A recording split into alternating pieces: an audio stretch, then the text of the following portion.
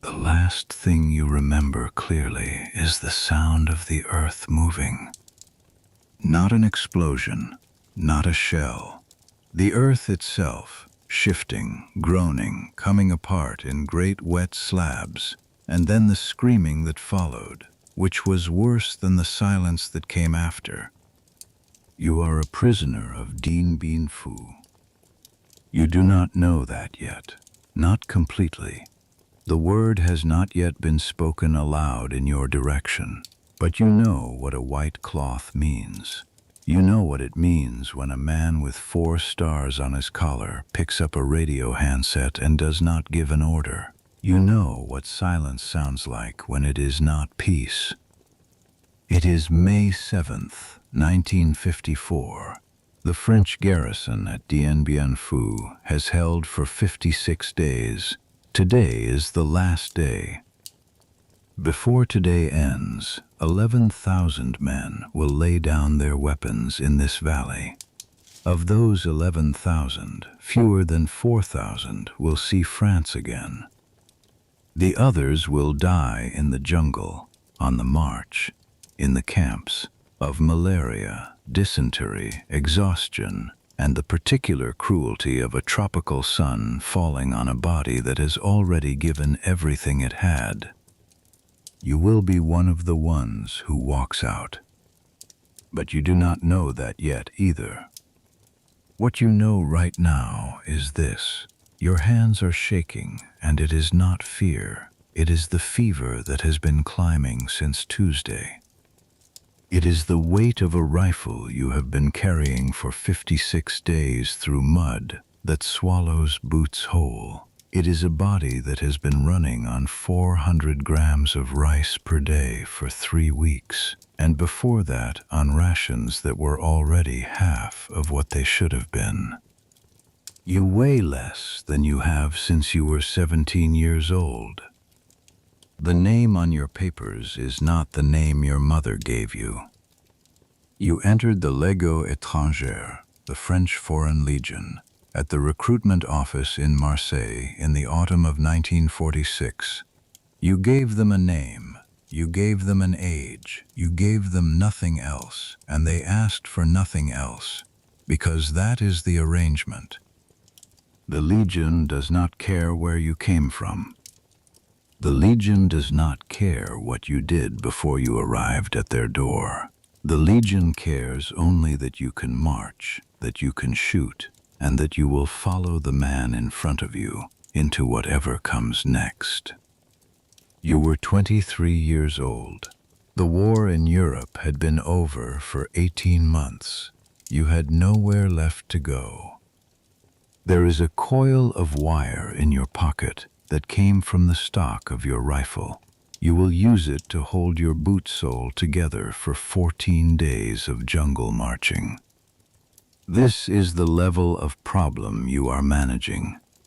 This is what survival looks like when the large problems have already been decided. You have 11 quinine tablets and an unknown number of days ahead of you, and you will count both with equal precision.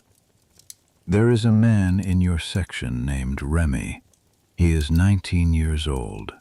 He has never been to France. He dreams about bread. There is a man named Ionescu who will tell you on the 4th night of the march that before all of this he was a history teacher. He will say the word history and then almost laugh. You will understand exactly why. There is a child in a village on the 3rd day who will raise her hand as the column passes. You will not raise yours back. You will think about this for a long time afterward. And there is a gate. At the end of the walk, there is a gate made of timber with 2 posts and a crossbar, and you will walk through it, and on the other side there will be a bamboo platform with a woven mat, and you will put your hands flat on that mat, and you will feel the difference between a surface made for sleeping on and the ground. You will think about that difference for a long time. But that comes later. Right now, the valley is almost quiet for the first time in 2 months, and you are sitting in a trench that smells of wet clay and old blood, and somewhere above you on the ridge, someone is raising a white cloth, and the guns are stopping, one by one, like fires going out. This is Quiet History at Bedtime. If this is your kind of story, a subscribe means everything right now. Every detail in this story comes from the historical record. Just relax and feel free to let this play as you drift off to sleep. Now, let us begin. Your name, the name on the Legion's papers, is Heinrich Brandt. That is not the name your mother called you. Your mother called you by a name that belonged to a boy who no longer exists, a boy from a small town in Bavaria who grew up during one war and fought in another and came out the other side of it carrying things he did not know how to put down. You are 31 years old. You were born in 1923. Which means you grew up under the National Socialists, which means you were conscripted into the Wehrmacht at 18, which means by the time the war ended in May of 1945, you had spent 3 years on the Eastern Front, and you knew things about human beings that most human beings are not supposed to know. You did not commit war crimes. This is not a small thing to say, and it is not a simple thing to say. And you have turned it over in your mind in the dark on many nights since 1945. What you did was follow orders. What you did was survive. What you did was come home to a country that no longer existed, to a town where half the buildings were rubble, and your father was dead, and your mother did not recognize you for a full minute when you walked through the door because you had lost 30 kilos and the boy she remembered was gone. You stayed for 8 months. You worked, you ate, you slept badly. You walked past men you had known since childhood and felt nothing in particular, which frightened you more than feeling something would have. In the autumn of 1946, you took a train south. You had heard that the Legion was recruiting. You had heard that they did not ask questions. You had heard that a man could disappear into the Legion the way a stone disappears into water and come up somewhere else entirely, with a different name and a different history, and the particular freedom of having nothing left to lose. You gave them the name Heinrich Brandt. You told them you were from Stuttgart. They wrote it down. They did not check. The Légion étrangère, the French Foreign Legion, was founded in 1831 by King Louis-Philippe of France, created explicitly to be staffed by foreign nationals. By law, French citizens could not enlist in the Legion. By tradition, the Legion did not ask its recruits for their real names. Men arrived from everywhere: Germany, Spain, Hungary, Morocco, Vietnam, Poland, and they were absorbed into a single institution with a single culture and a single language of command, which was French, and which you learned in the first 6 months of training well enough to take orders and well enough to give them. You are a corporal, caporal.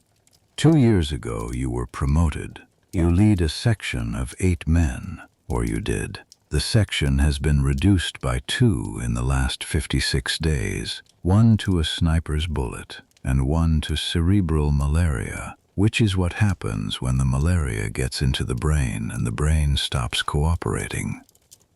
You have been in Indochina since 1950, 4 years. This is your second tour. The first tour was in the south, in the Mekong Delta, which was a different kind of war. Slow, wet, invisible, fought against an enemy you could not see until they were already inside the wire. This tour brought you north, to Tonkin, to the mountains, to this valley. The valley of Dien Bien Phu sits in a natural bowl in the mountains of northwestern Tonkin, near the border with Laos. It is approximately 16 kilometers long and 9 kilometers wide.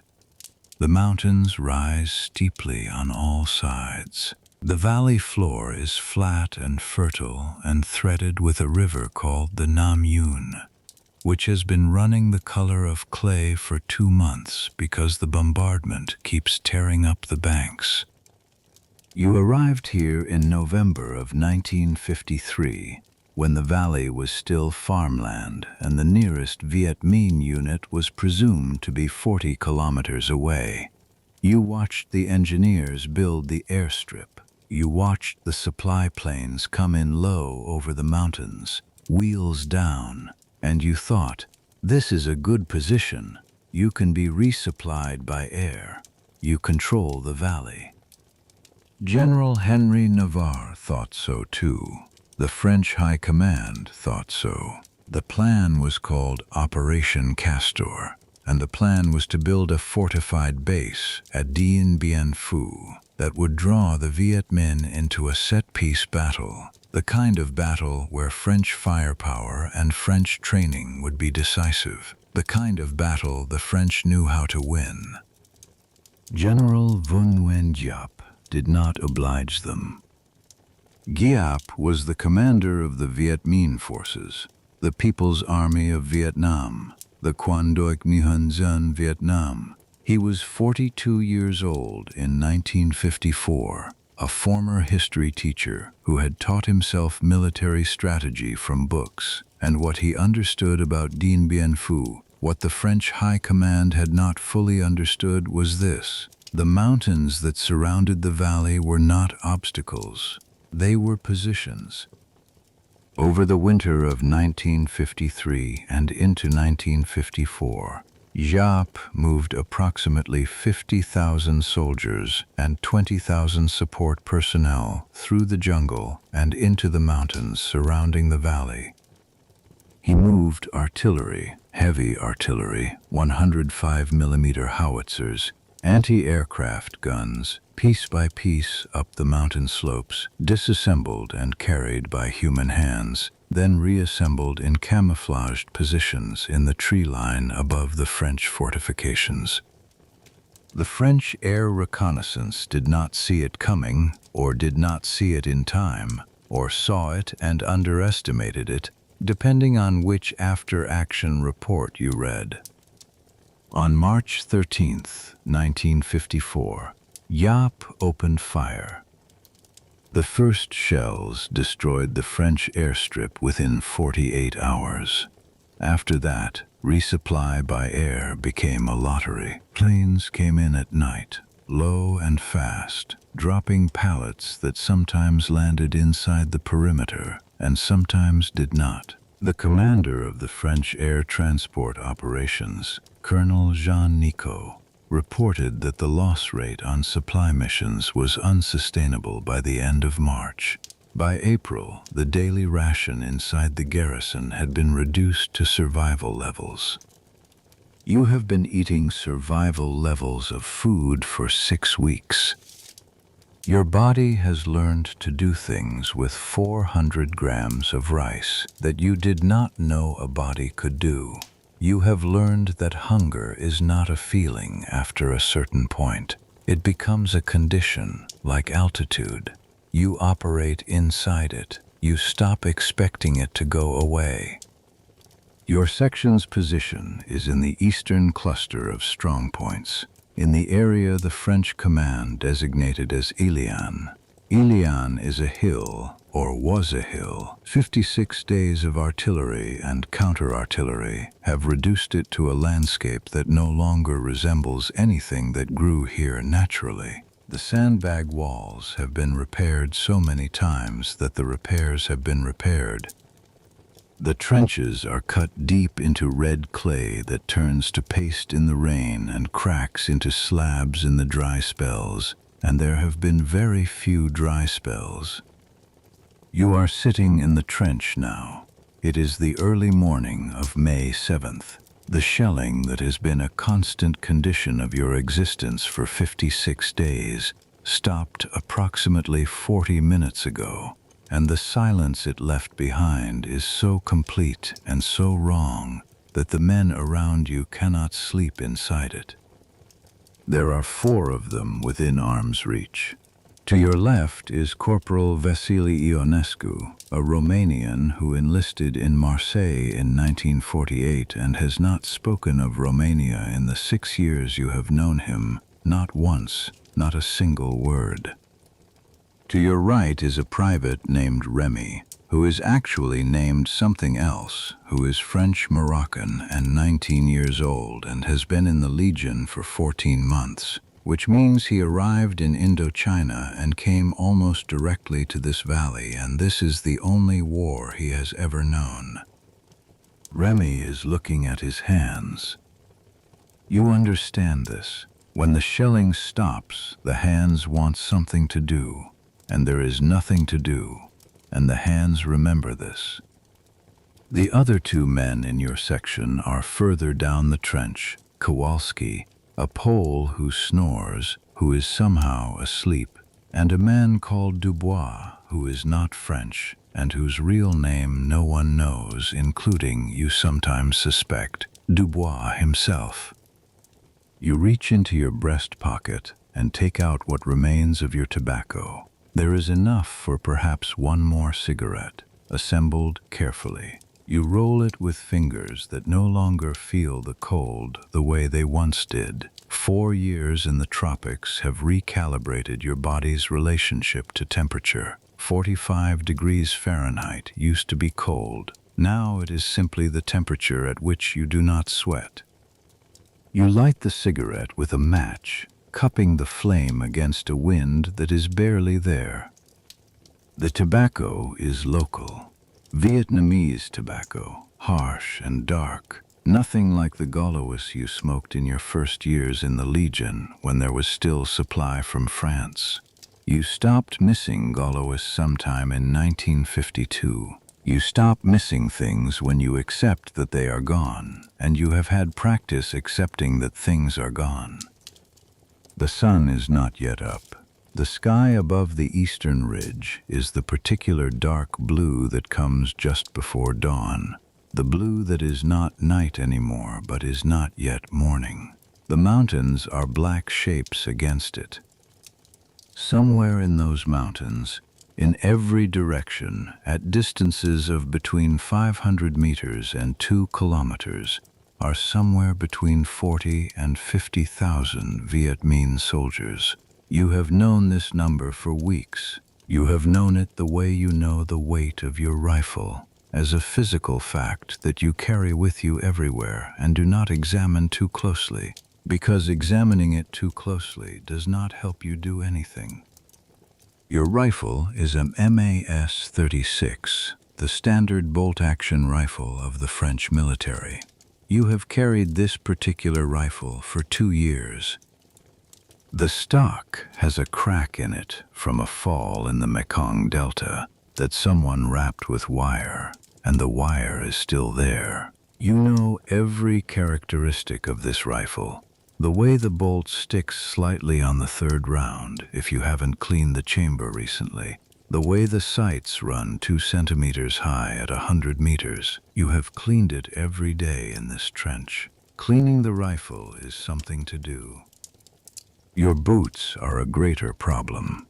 The left boot has been failing since April, the sole separating at the toe, which means the clay gets in when you walk through the wet sections of the trench, which means your left foot has been permanently damp for 3 weeks. Trench foot is what happens when a foot stays damp long enough. You have been careful. You have taken the boot off when you can, dried the foot, rubbed it. You have watched other men in the garrison lose toes. You draw on the cigarette and look at the sky and listen to the silence that is not peace. Elian 2, the strong point 200 meters to your north, was overrun 4 days ago. You heard it happen. You heard the whistle signals and the shouting and the particular sound of grenades going off in enclosed spaces, which is different from grenades going off in open air. The French recaptured it. Then the Viet Minh took it again. Then it was taken back again. The report that came through your section's radio net said the hill had changed hands 4 times in 36 hours.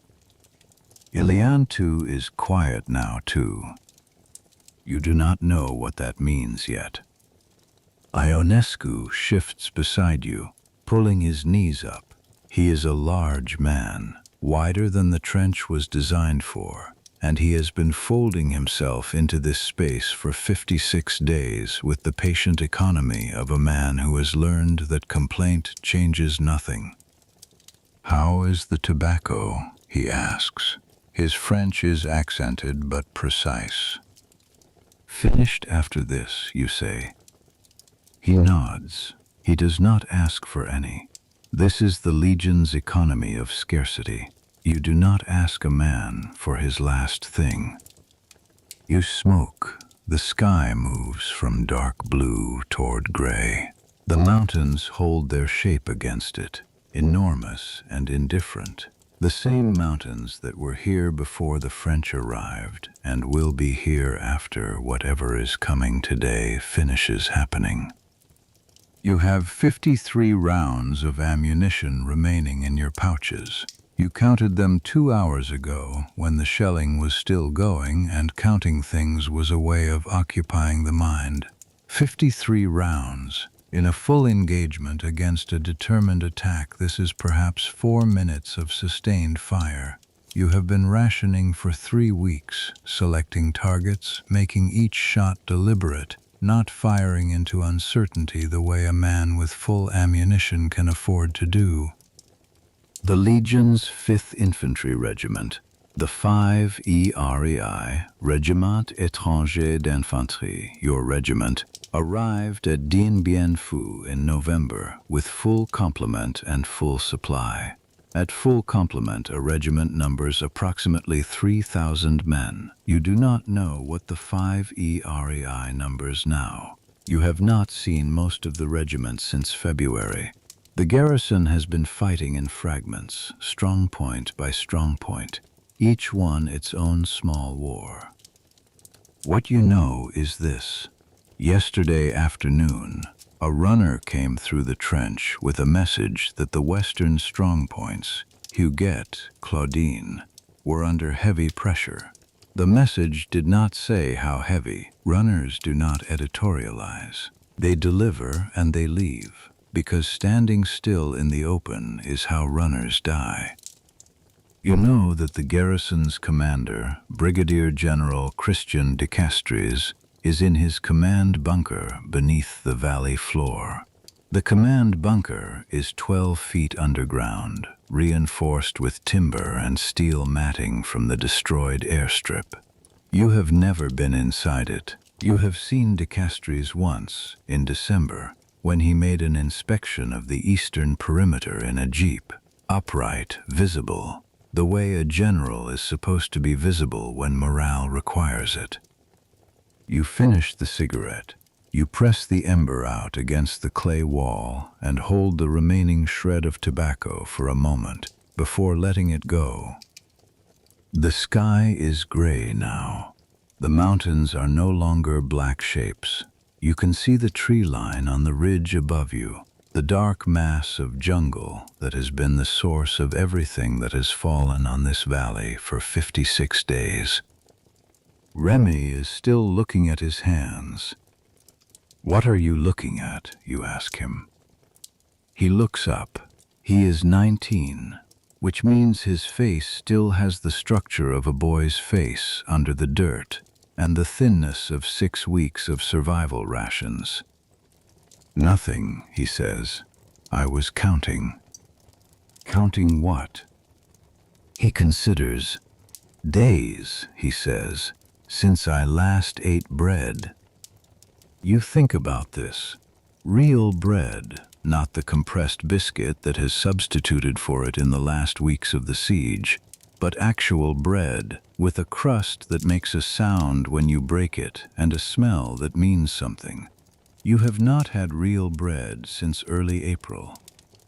30 days, you say. Approximately. He nods. He seems satisfied with this, the way a precise answer to an imprecise question can be satisfying. The radio in the section command post, a canvas-covered recess 3 meters behind you, makes a sound, not a voice, a sound, static, a carrier wave, the presence of something without the content of something. Ionescu looks at you. You climb out of your position and move to the command post. The radio operator, a Frenchman named Aubert, one of the few actual Frenchmen in your section, which is typical of the Legion's structure, has the handset against his ear and is writing something on a scrap of paper. He looks up at you, and his face tells you before the words do. Ilion 1 is gone, he says. You look at the paper. He has written a grid reference and a time, 0517 hours, 15 minutes ago. Ilion 1 was the strong point that anchored the eastern cluster. Without Ilion 1, your position is exposed on the left flank. Without Ilion 1, the geometry of the defense has changed in a way that cannot be corrected with what remains. Anything else, you ask? Aubert puts the handset back to his ear. He listens. His pen stays still. Command is on the air, he says. De Castries is transmitting to Hanoi. You wait. He is requesting. Aubert pauses. He is still listening. His face is very still. He is requesting permission to negotiate. The word sits in the air between you.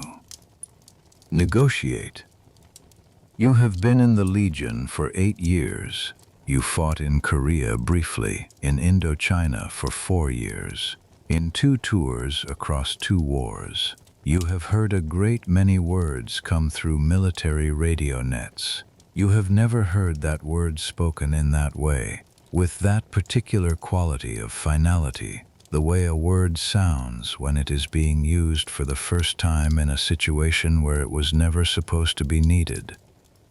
You go back to the trench. Ionescu reads your face.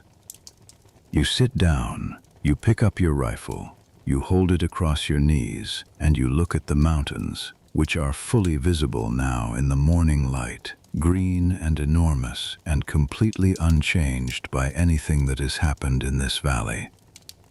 The sun comes over the eastern ridge. It is May 7th, 1954. The day has begun. The sun is fully up now, which means you can see clearly, which means the Viet Minh snipers on the ridge can see clearly too, and so you stay below the parapet, and you do not look over the edge of the trench more than you have to.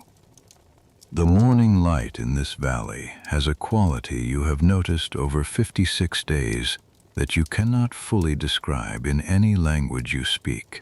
It comes over the eastern mountains in long, flat beams that light up the dust and the smoke and the particles of disturbed clay that hang permanently in the air above the garrison, and in this light the whole valley looks like something happening underwater, slow, diffused, wrong in a way that is hard to name. Aubert is still at the radio. He has been writing on his scrap of paper and crossing things out and writing again, and the expression on his face has settled into something that is not quite fear and not quite calm. It is the expression of a man who is receiving information in sequence and is trying to arrange it into a shape that makes sense, and the shape keeps refusing to hold. You take your rifle apart and you clean it again. You cleaned it 2 hours ago. there is nothing meaningful to clean. But the action of disassembly, stock, barrel, bolt, trigger group, and the careful wiping with the oil rag that is nearly dry now, and the reassembly in the correct order, gives your hands something definite to do, and your hands need something definite to do.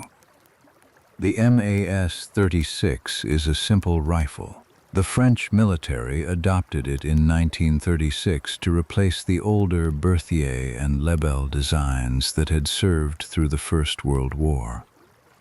It fires a 7.5mm cartridge from a 5-round internal magazine. You load it with stripper clips, 5 rounds at a time, pressing them down with your thumb. The action is a turned-down bolt that locks into the rear of the receiver, which makes it strong but slow compared to more modern designs. In the Legion, you have heard men complain about it. You do not complain about it. A rifle is a tool. You maintain your tools. You are reassembling the bolt when the first shell comes in. It is not the sustained artillery of the previous weeks, the rhythm you have lived inside for 56 days, the heavy drumming that becomes a kind of weather, a condition of existence that you stop registering consciously after a while. This is a single shell coming from the northeast, and it impacts somewhere in the vicinity of the command post on the hill above you, and the sound it makes is enormous, and then gone, replaced by a silence that rings.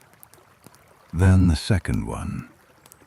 Then they begin in earnest. This is different from before. The previous weeks of shelling were comprehensive, a full barrage designed to suppress, to keep heads down, to make movement above ground impossible. What comes now is targeted. The shells are falling on specific points. The command bunkers, the artillery positions, the communications trenches. Someone with binoculars on the ridge above has a map of this garrison and is working through it systematically, the way you would work through a list. Down, you say to your section, and they are already down, already pressing themselves into the clay walls of the trench with the practiced economy of men who have spent 7 weeks learning exactly how much space a body needs between itself and incoming ordnance. Remy is flat on his stomach, with his arms over his head. He is the youngest, and he is still learning that arms over the head do nothing against shrapnel, that the correct response is the one that requires no action at all, that stillness is the discipline, and discipline is the only thing that works. Ionescu has his back against the trench wall, and his eyes closed and his hands loose in his lap.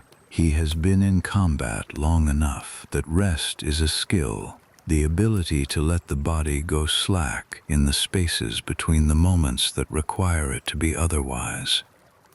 The shell that lands closest comes in from the south and impacts on the parapet of the trench approximately 8 meters to your right, and the impact sends a column of clay and grit over the edge that rains down on all of you. You feel it on your helmet, on your shoulders. Your mouth fills with the taste of it. Red clay, mineral, faintly metallic. You have been tasting this for 56 days. You will taste it for a long time after. Ober crawls from the command post to your position. He is carrying his notepad. Ilian 4, he says, close to your ear. They're hitting Ilian 4. Ilian 4 is the strong point immediately to your south. It is held by a battalion of Vietnamese light infantry, loyalist Vietnamese troops fighting under French command, the Bataillon de Marche Indochinois, men from the south and the center of the country who have reasons of their own for fighting the Viet Minh that are not the Legion's reasons and not France's reasons. Status, you ask. No contact since 0600, Aubert says. The line's been cut. The communications lines at Dien Bien Phu are field telephone wire, kilometers of it, laid across the valley floor and through the trenches, connecting strong point to strong point. Field telephone wire is cut by shell fragments. It has been cut and repaired and cut again so many times in the last 2 months that the repair sections are longer than the original runs in places. When the wire is cut and the radio is occupied, you know nothing. You operate in the small geography of what you can hear and see.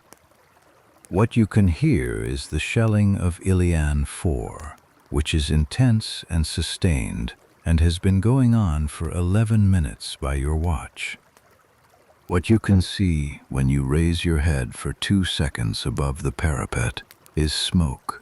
Black smoke from the direction of Ilian 4 and white smoke from somewhere further west near the river, and the flat gray smoke of artillery impacts everywhere between here and the western ridge.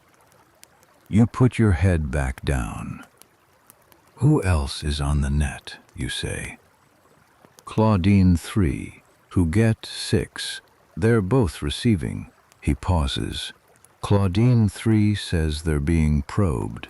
Ground assault, infantry, small unit. A probe is not an assault.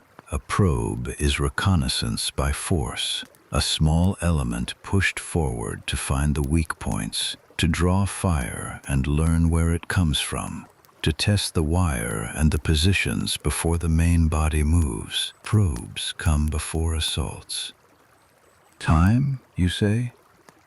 Aubert checks his watch. 0623.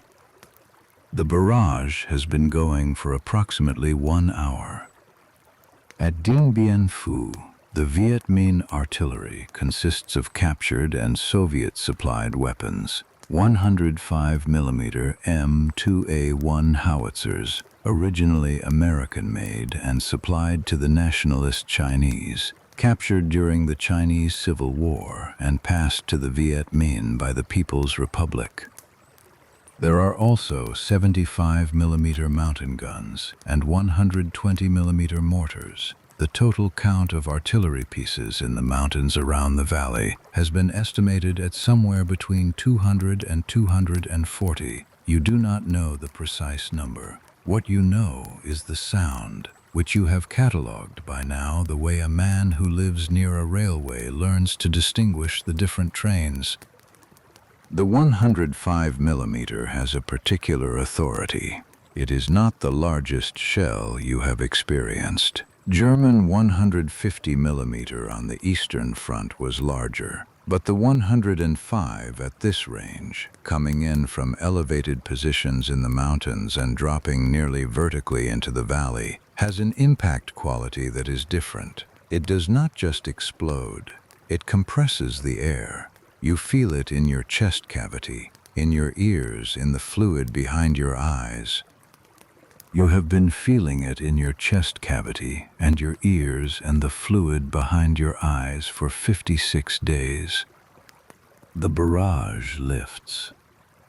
It does not taper off. It stops the way a conversation stops when a decision has been made, and the silence that follows is full of a specific kind of potential that your body recognizes before your mind does, because your body has learned things in 8 years of soldiering that take longer to learn with the mind.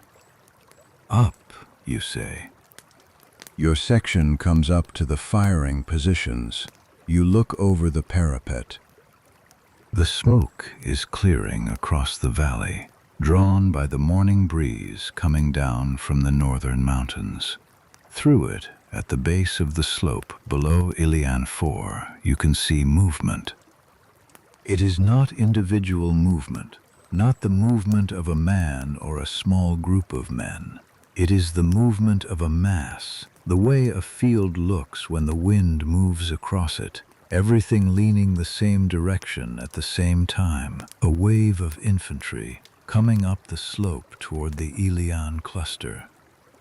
You count what you can see of them. You stop counting at 50 because counting past 50 in the time available is not useful. 200 meters, Ionescu says beside you, his voice flat and precise.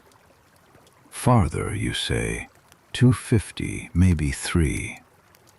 The MAS-36's effective range against infantry in the open is approximately 400 meters. At 300 meters, you can hit a man with confidence if the target is still. Moving targets at 300 meters require lead. You aim ahead of where they are and let them walk into the round. Fire when they're at 200, you say, not before. Make the rounds count. Remy has his rifle up. His hands are steadier than you would expect from a 19-year-old who has been awake for 30 hours and has not eaten since yesterday afternoon. You note this. Under stress, some men fall apart, and some men become exactly what the situation requires. Remy, in this moment, is becoming what the situation requires. You file this away. The wave of infantry is moving steadily up the slope.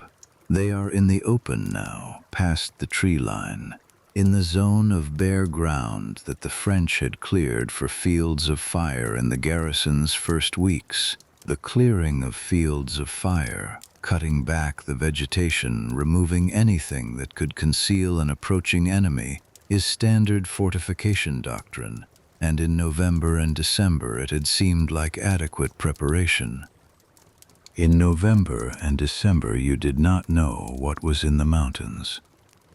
You sight in on a figure at approximately 220 meters. He is moving at a steady trot, not running, conserving energy the way a man conserves energy when he has learned that the objective is far and the route is uphill. He is carrying an assault rifle, a Soviet SKS or possibly a PPSH-41 submachine gun. You cannot distinguish at this distance. You fire. The recoil of the MAS-36 is sharp and definite, a push straight back into the shoulder, and when you bring the sight picture back onto the target, the figure is no longer moving.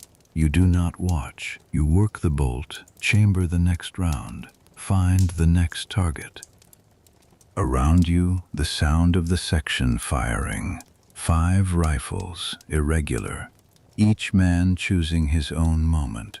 Remy fires twice in quick succession. Ionescu fires once, works his bolt, pauses, fires again. From further along the trench, you can hear other sections engaging, the sound spreading along the perimeter as the assault reaches every position simultaneously. This is the Viet Minh tactic that has broken French fortifications across the country for 9 years, refined by Giap from study of Mao Zedong's campaigns in China and adapted to the terrain and conditions of Indochina. It is called the human wave assault in French military reporting, though that phrase flattens something more sophisticated. It is a coordinated mass attack on multiple points simultaneously, designed to stretch the defense to its limit and find the places where the limit breaks. At Dien Bien Phu, on May 7th, the limit is already broken. What you are doing now is not holding a position. You are buying time, and you do not know for what. You fire the last round in your magazine. You reload with a stripper clip, fingers finding the rounds automatically, pressing them down into the magazine, the bolt going forward. 4 seconds, you are back on target. The wave has reached the wire in front of Ilian 4.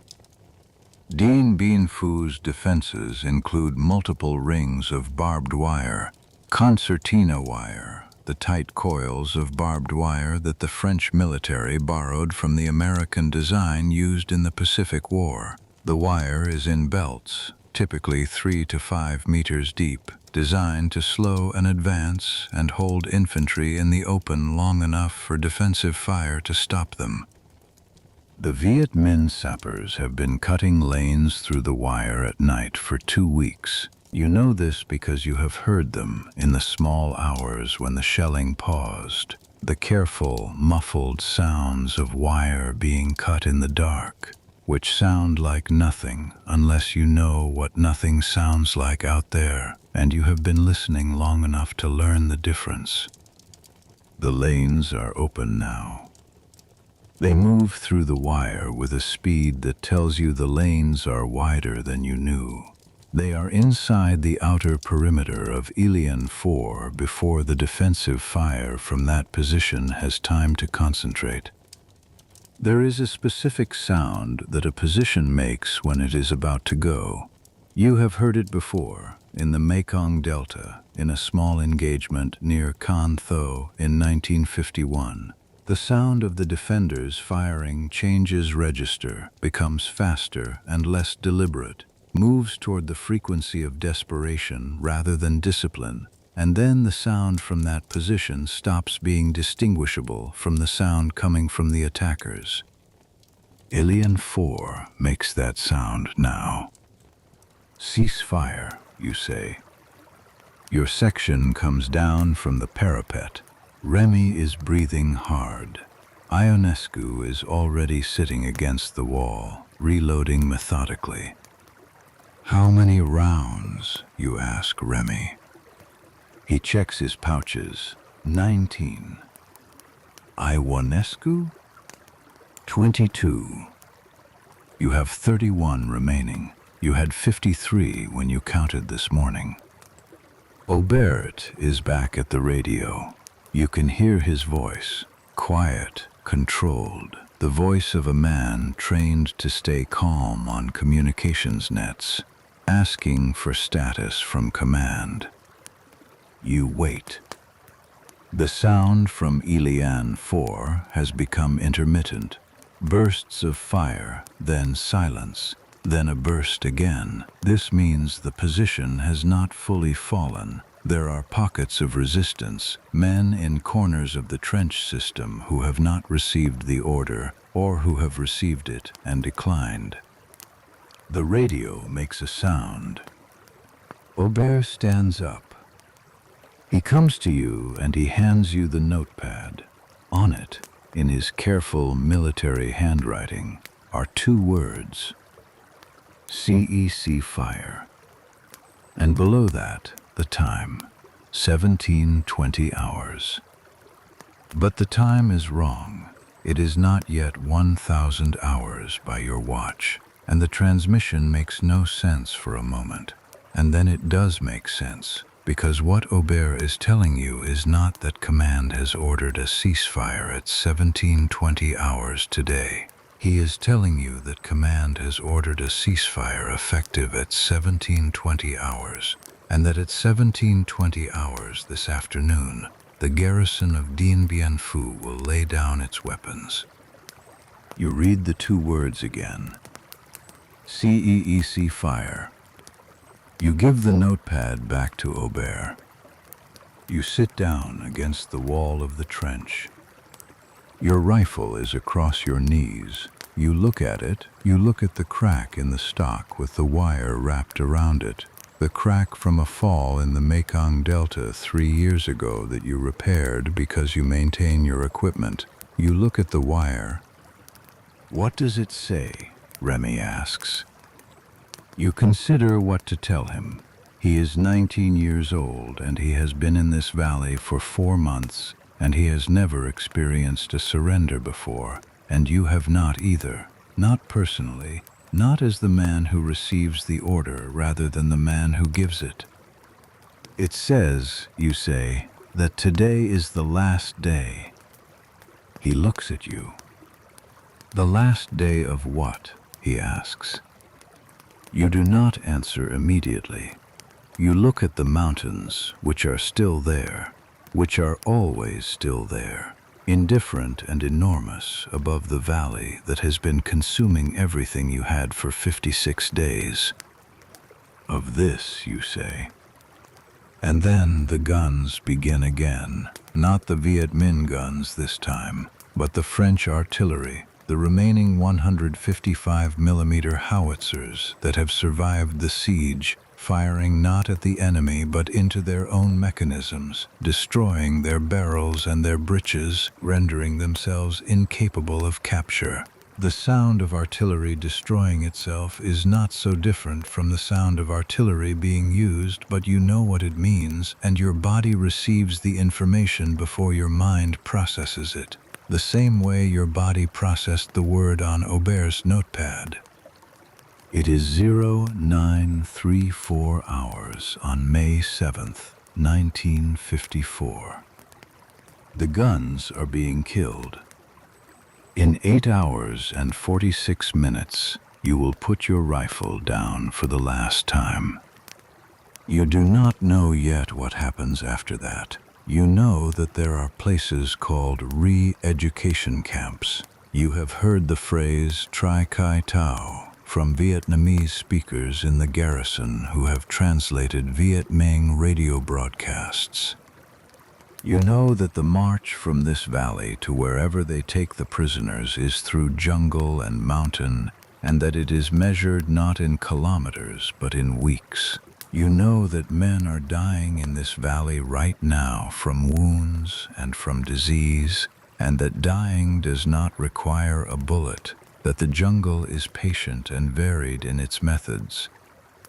What you do not know, what no one in this trench knows, is that of the 11,000 men who will surrender this valley today, fewer than 4,000 will be returned to France. The others will be absorbed by the jungle and the march and the camps and the particular mathematics of a captivity that was not designed for their survival. You do not know this.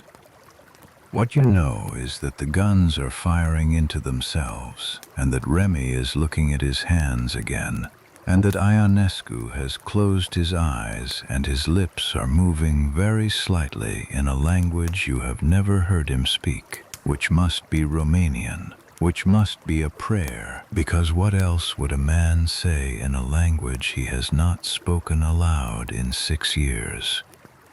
Kowalski is awake now. He heard the transmission too, or he heard the guns dying, or he simply woke at the moment waking was required, the way soldiers learn to wake. He is sitting up and looking at you with a face that is asking a question without speaking it, and you give him the same answer you gave Remy. Today is the last day, you say. He nods once, slowly, and this is sufficient. He has been in the Legion for 12 years. He has seen last days before.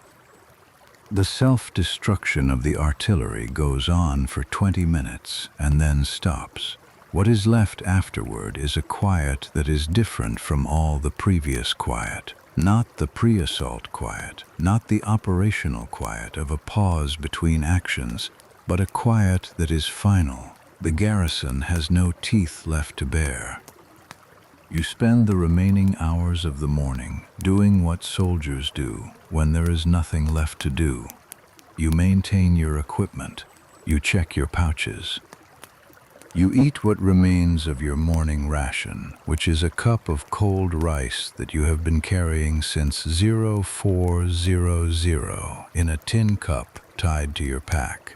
You drink from your canteen, which is down to a quarter full, and you remind yourself that water is available from the Nam Yuen if you can get to it, and you remind yourself that the Nam Yuen is running the color of clay. You do not speak much.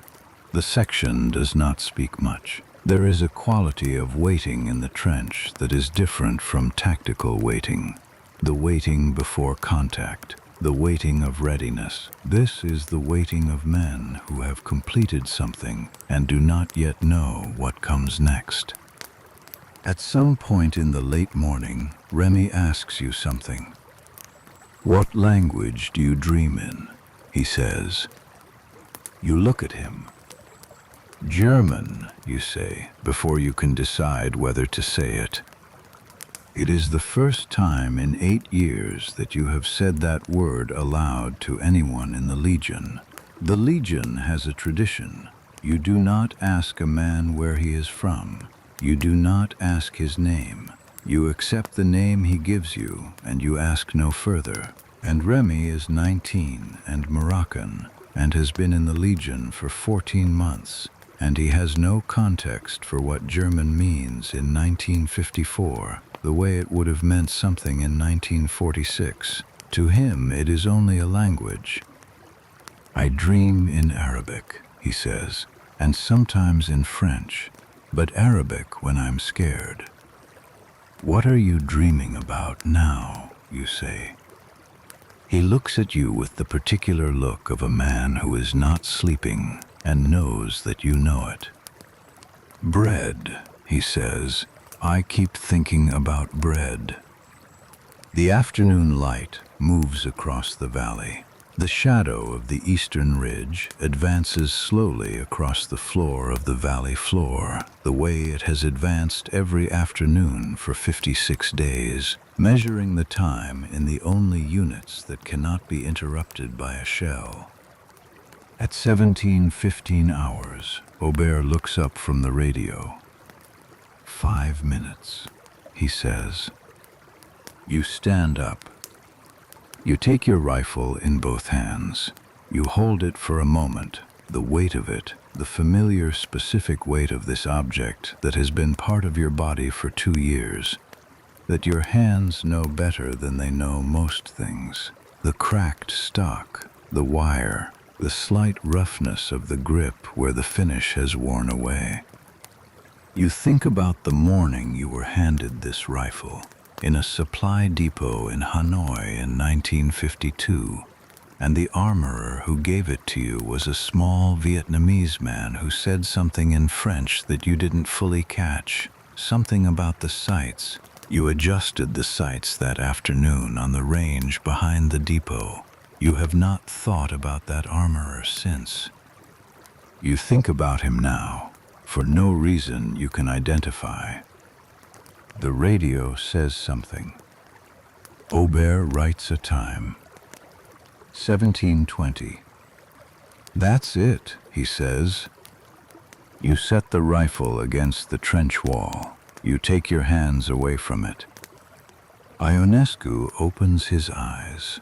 Kowalski puts down the object he has been turning over in his hands. You cannot see what it is. Something small. A coin, or a medal, or a photograph, worn smooth. Remy looks at the rifle you have set against the wall, and then at his own rifle, and then he sets his own rifle down. The sound from across the valley is changing. You can hear it even from here, the particular sound of a garrison going silent, thousands of weapons being set down or disabled, or simply held but no longer used. A great collective laying down that moves across the basin like the shadow of a cloud. Somewhere a whistle blows. From the mountain to the north, a voice begins calling through a loudspeaker, Vietnamese, which you do not speak, but the tone of which is unmistakable. It is the tone of a man announcing something that he has been waiting to announce for a long time. You climb out of the trench. Above ground, for the first time in 36 hours, the valley opens around you. Vast, smoke-hazed, the sky enormous above it in the late afternoon light. The scale of the place is always something you forget when you are below ground, and it always returns with a shock when you surface. The mountains, the ridges, the river, the distances between things. And from the tree line, from every direction, from the jungle that has surrounded this valley since November, and from which everything that has fallen on you has come, figures are moving. They come down the slopes in columns. They come across the valley floor. They come through the wire and over the parapets and through the gaps in the perimeter that have been won over the last 2 months at costs you have no numbers for. They are smaller than you expected. You do not know what you expected. The enemy is always larger in the imagination. made larger by what they are capable of, and the Viet Minh infantry coming into the valley are young men, many of them very young, wearing green or gray uniforms that are thin with wear, carrying weapons that are a mixture of Soviet, American, French, and Japanese manufacture collected from every war that has moved through this country in the last 15 years. They look at you. You look at them. A soldier, young, perhaps 20, stops in front of your section. He is holding a rifle, but it is not pointed at anything. He looks at the men of your section, one by one. He looks at you. He says something in Vietnamese. You do not speak Vietnamese. He looks at your rifle, still against the trench wall. He makes a gesture, down, palm flat, the universal gesture meaning put that down or leave that there. You nod. You step away from the rifle. The valley is filling with men. The garrison of Dien Bien Phu, what remains of it, is standing above ground in the light of the late afternoon, and the Viet Minh are moving through it. And the ratio of them to you is not something you need to calculate precisely to understand. Someone behind you, in a French officer's voice, gives an order to assemble. The order moves through the garrison by repetition, man to man, section to section, the way orders move when the communications infrastructure is gone. You hear it repeated in French, and then in Arabic, and then in what might be Polish or Czech, and then in German, which stops you for a moment. The familiar language arriving in this valley as a surprise, even though it should not be a surprise, because the Legion is full of Germans, because Germany after 1945 was full of men with nowhere to go. You gather your section. You have 5 men remaining of the 8 you began the siege with. You look at each of them. They look at you. There is nothing to say that the looking does not already say. You form up. You join the column that is forming across the valley floor. Thousands of men in various states of wounding and illness and exhaustion, moving toward a point of assembly near the river where the Viet Minh are directing prisoners. Your boots make the sound they have been making for 56 days, the left sole separating, the slight slap of it against the clay with each step. The mud pulls at your feet. The sun is going down behind the western ridge. You do not look back at the trench. There is nothing there you need to see again. You walk toward whatever comes next, which you do not know, which no one around you knows, which the mountains above the valley know nothing of either. The mountains that were here before all of this, and will be here after all of this, patient and enormous in the last light of May 7th, 1954. The assembly point is near the river. You can see the Nam Yuen from here, or what the Nam Yuen has become, which is a wide brown channel moving slowly between banks that have been torn open by 2 months of shelling and by the feet of thousands of men who have crossed and recrossed it in both directions. The water is the color of the clay it is carrying. It smells of earth and something else, something you recognize and do not name. The column you are part of moves slowly. It is not a march. It is an aggregation, men joining from every direction, from every corner of the garrison, flowing toward the river the way water finds its level, by the path of least resistance. There is no formation. There is no order of march. There is only the direction and the movement, and the thousands of men in various states of damage moving in the same direction. You stay with your section. This is instinct more than decision. After 56 days in a trench with these 4 men, proximity is a habit. the body defaulting to the arrangement it knows. Ionescu is on your left. Remy is behind you. Kowalski and Dubois are somewhere to the right, visible when the column opens up and invisible when it compresses. The ground between the trench and the river is a landscape you have seen only in fragments, from above the parapet in brief moments of exposure. Walking across it now, you understand why the fragments added up the way they did. The valley floor between the strong points is not flat. It has been made unflat by 2 months of bombardment. Craters of various sizes overlapping each other, some shallow and wide, some deep enough that the water standing in their bases has not drained, turned by the heat into stagnant pools the color of old metal. You walk around the pools. You step over what you step over without looking at it closely. The Viet Minh soldiers are positioned at intervals along the column's path, directing traffic with gestures and occasional words. They are not threatening, not in the overt physical sense. No weapons raised, no striking, no hurting with the butt of a rifle. But the positions they occupy, elevated ground, corners, the mouths of trenches, make their function clear. You are moving where they direct you to move. This is not a choice. Your hands feel wrong without the rifle.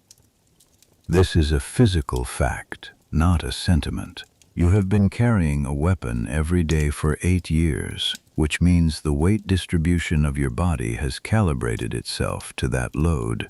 The slight forward lean when you walk, the way the right shoulder carries differently from the left, the habitual check of the hand against the sling.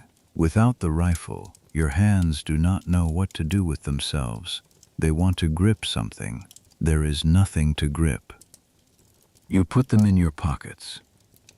The assembly area near the river is larger than you expected, which means the number of men arriving is larger than you expected, which should not be a surprise because you knew the garrison numbered approximately 15,000 at its peak. But knowing a number and seeing the number incarnate in human bodies occupying space are different things.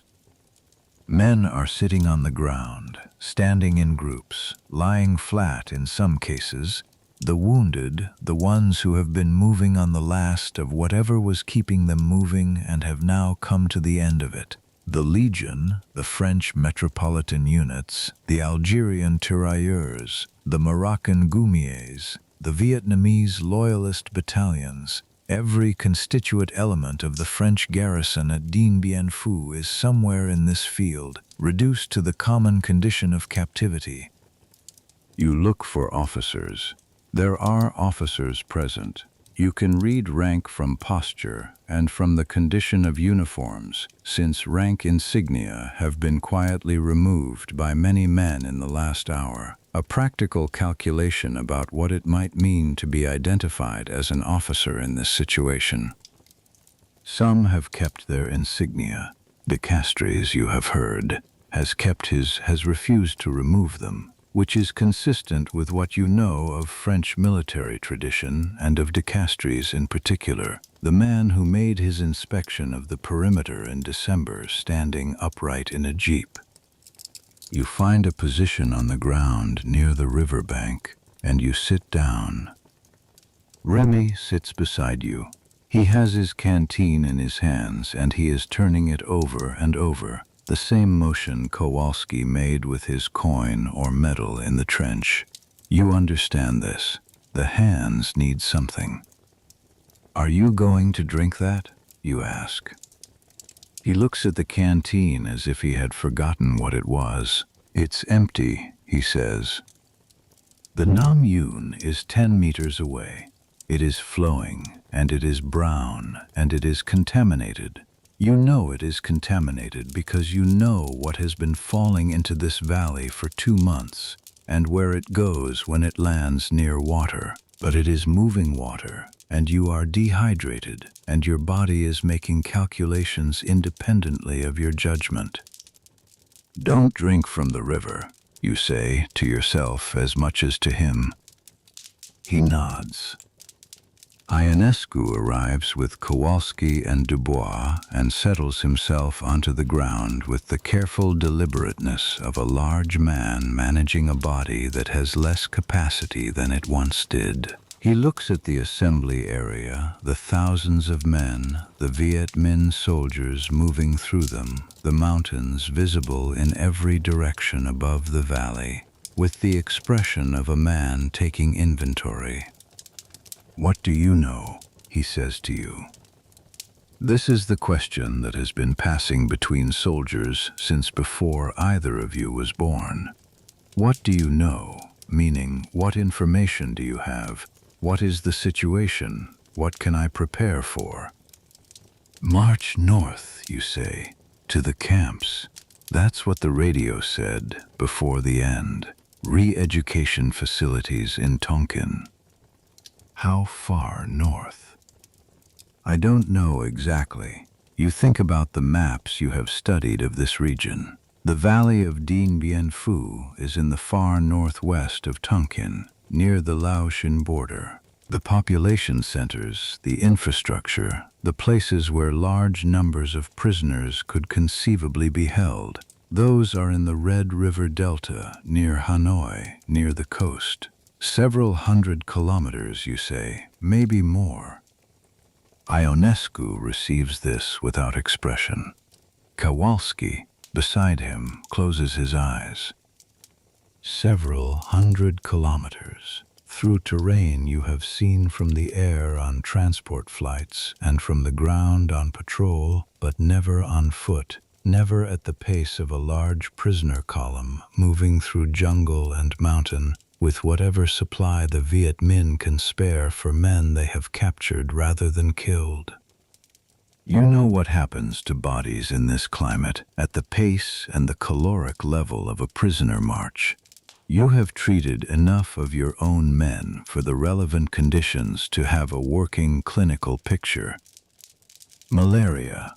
You already have the early signs of it. The fever that has been rising since Tuesday, dysentery, which is a function of water quality, and the fact that in a prisoner column of 11,000 men there is no sanitation, there is no infrastructure, there is only the ground. Beriberi, which is what happens when a body subsists on polished white rice without supplementation over a period of weeks, a thiamine deficiency that affects the nervous system and the heart. These are the conditions. You catalog them the way you catalog the condition of your rifle, not with fear, but with precision, because precision is useful and fear is not. A Viet Minh officer, you can read officer from the way he moves through the assembly area, from the way the other Viet Minh soldiers orient toward him, approaches the section of the field where you are sitting. He is perhaps 35. He is carrying a clipboard, which strikes you as a bureaucratic object in this context, which is perhaps the point. He speaks in Vietnamese to the soldiers around him, then turns and speaks in French. His French is good, not native, but good. The French of someone who learned it from books and then had occasion to use it extensively, which in Indochina in 1954 means the French of someone who went to a French colonial school, which means the French of someone who was educated by the people he has just defeated, which is a complexity you file away for later. He says, you will be organized into marching groups of 100. You will move in the morning. You will receive water before you sleep. He says this without affect, reading it almost as if from an internal document. Then he asks, are there officers present who have not identified themselves? No one speaks. He looks across the assembled men. He makes a note on his clipboard. He says, the People's Army of Vietnam treats prisoners in accordance with the principles of humane treatment. He says this with the same flatness as the rest. Then he moves on. You look at Ionescu. Ionescu shrugs very slightly. The shrug of a man who has heard official statements before and has learned to treat them as data points rather than promises. The afternoon fades. The shadow of the western ridge moves across the valley from left to right, and the temperature drops as it does. Not dramatically, not cold, but enough to feel after the heat of the day. The sky above the valley goes from blue to the particular orange of a tropical sunset, and the mountains turn from green to dark against it, and it is genuinely beautiful, which is a strange thing to notice, but you notice it anyway, because the mountains are the same mountains they were this morning, and beauty does not check what has happened in the valley beneath it before it appears. Somewhere in the assembly area, a man is crying. Not loudly, a controlled, exhausted sound. The sound of someone who has been holding something back for a long time and has reached the point where holding it back costs more than it is worth. The sound moves through the assembled men and then is absorbed by them, the way sound is absorbed by large numbers of people. No one says anything about it. You eat your evening ration. A Viet Minh soldier works through the assembly area with a large pot and a ladle, distributing rice into whatever container each prisoner extends. You have your tin cup. He fills it. The rice is plain white rice, slightly undercooked, and there is nothing with it. You eat it slowly, the way you have learned to eat small amounts, slowly, giving the stomach time to register each mouthful, extending the experience of eating beyond the experience of hunger. It is not enough. It is more than nothing. You give the last spoonful to Remy, who has eaten his portion already and is looking at the empty cup with an expression that is not his fault. He is 19 and growing, and his body burns more than yours does. You know this from watching him for 4 months. He starts to protest. Eat it, you say. He eats it. There is a procedure happening across the assembly area that you begin to understand by watching it. The Viet Minh soldiers are moving through the groups of prisoners and collecting weapons that have not yet been formally surrendered. Pistols, knives, anything that was retained through the confusion of the afternoon. They are also collecting documents. Not all documents. They are looking at papers, handing some back, keeping others. You watch this from where you are sitting and you understand what they are keeping. They are keeping anything that identifies rank above sergeant, officers' papers, unit command documents, maps that have been carried out of the strongpoints by men who did not think to destroy them. You have 2 documents in your breast pocket.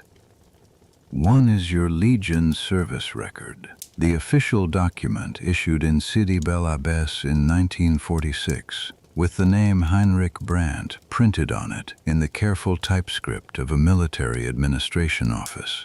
The other is a letter, carried for 2 years, from a man in Lyon who is not related to you and whose name is also not yours, which is a complication you have never fully resolved in your own mind. You are a corporal. Corporal is below the threshold of what the Viet Minh appear to be prioritizing. You keep both documents.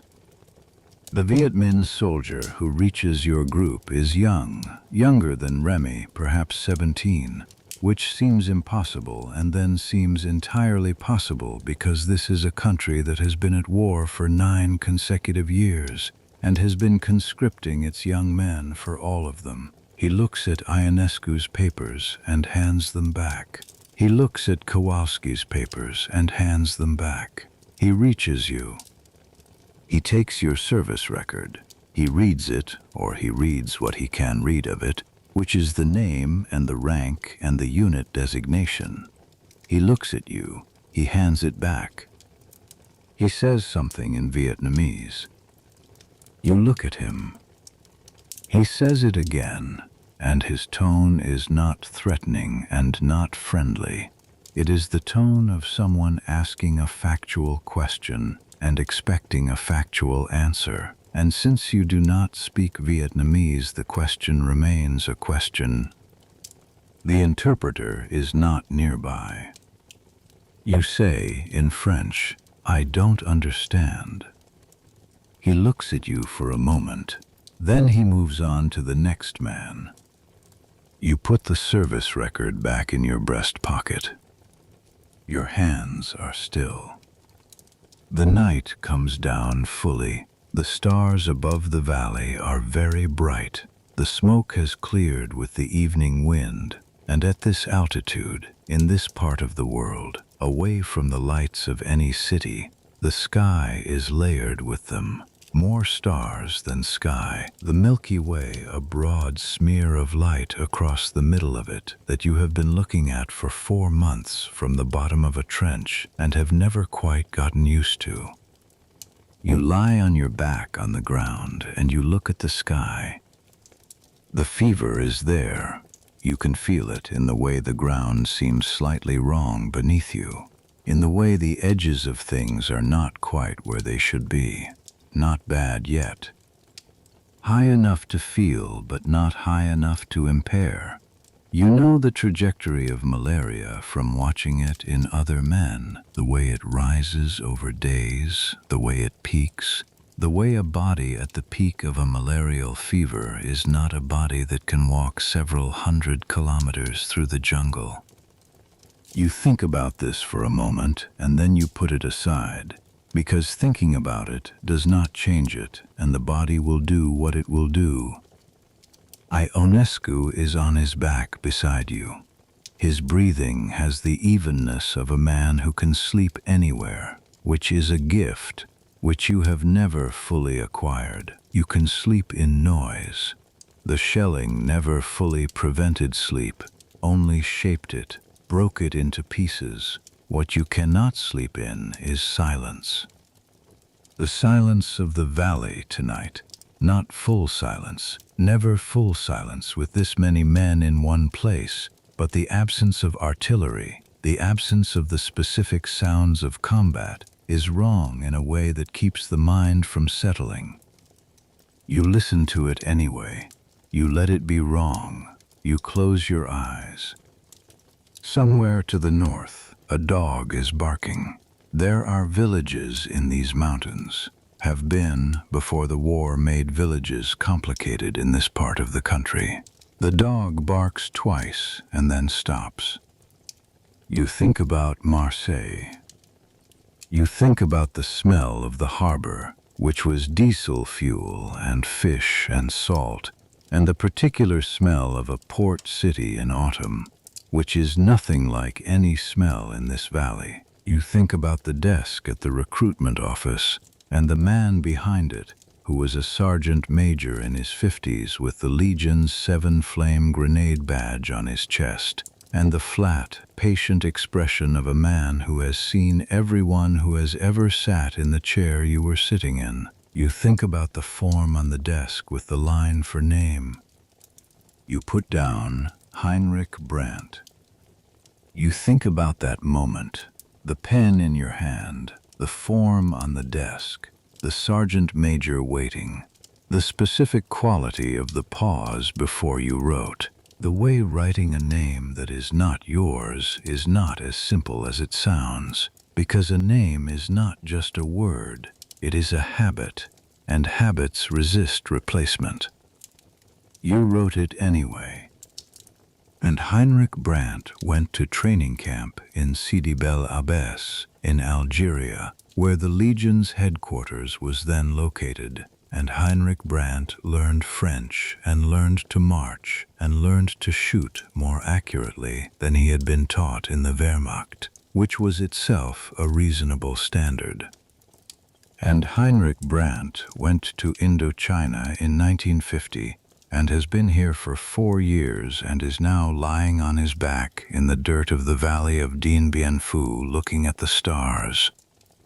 And somewhere, in Bavaria, in a house that may or may not still be standing, in a life that continued without you in it, there is the name your mother gave you.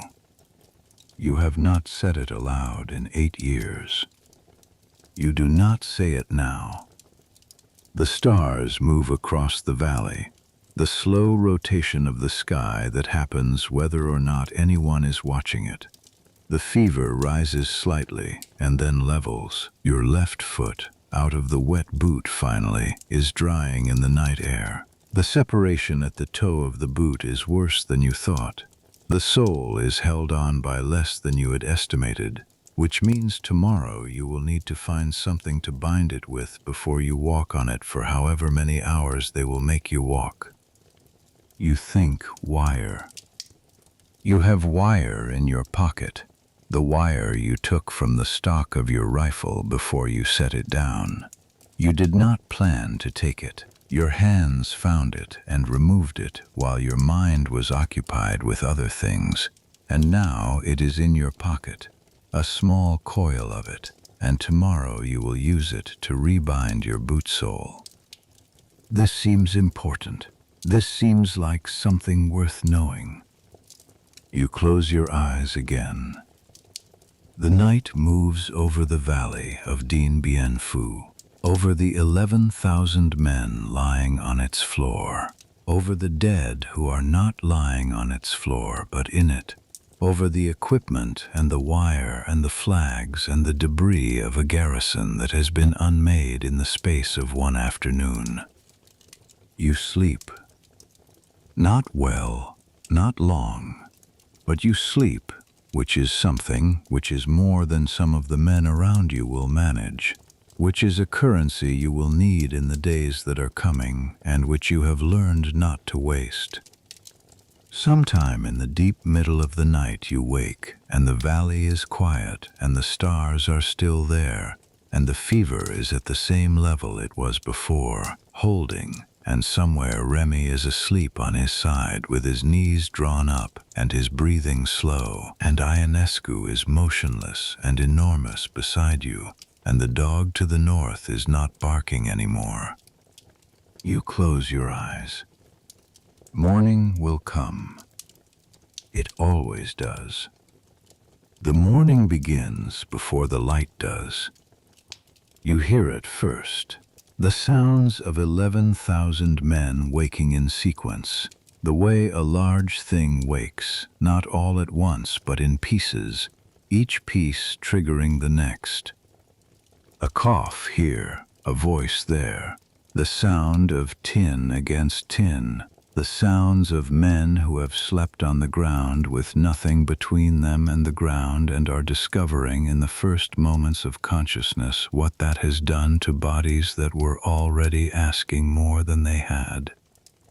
You are awake before most of them. You have been awake in the way of light sleep since approximately 3 in the morning. The fever's particular gift, the way it keeps the mind half surfaced, half returned, cycling between the valley and places that are not the valley, between now and times that are not now. You sit up.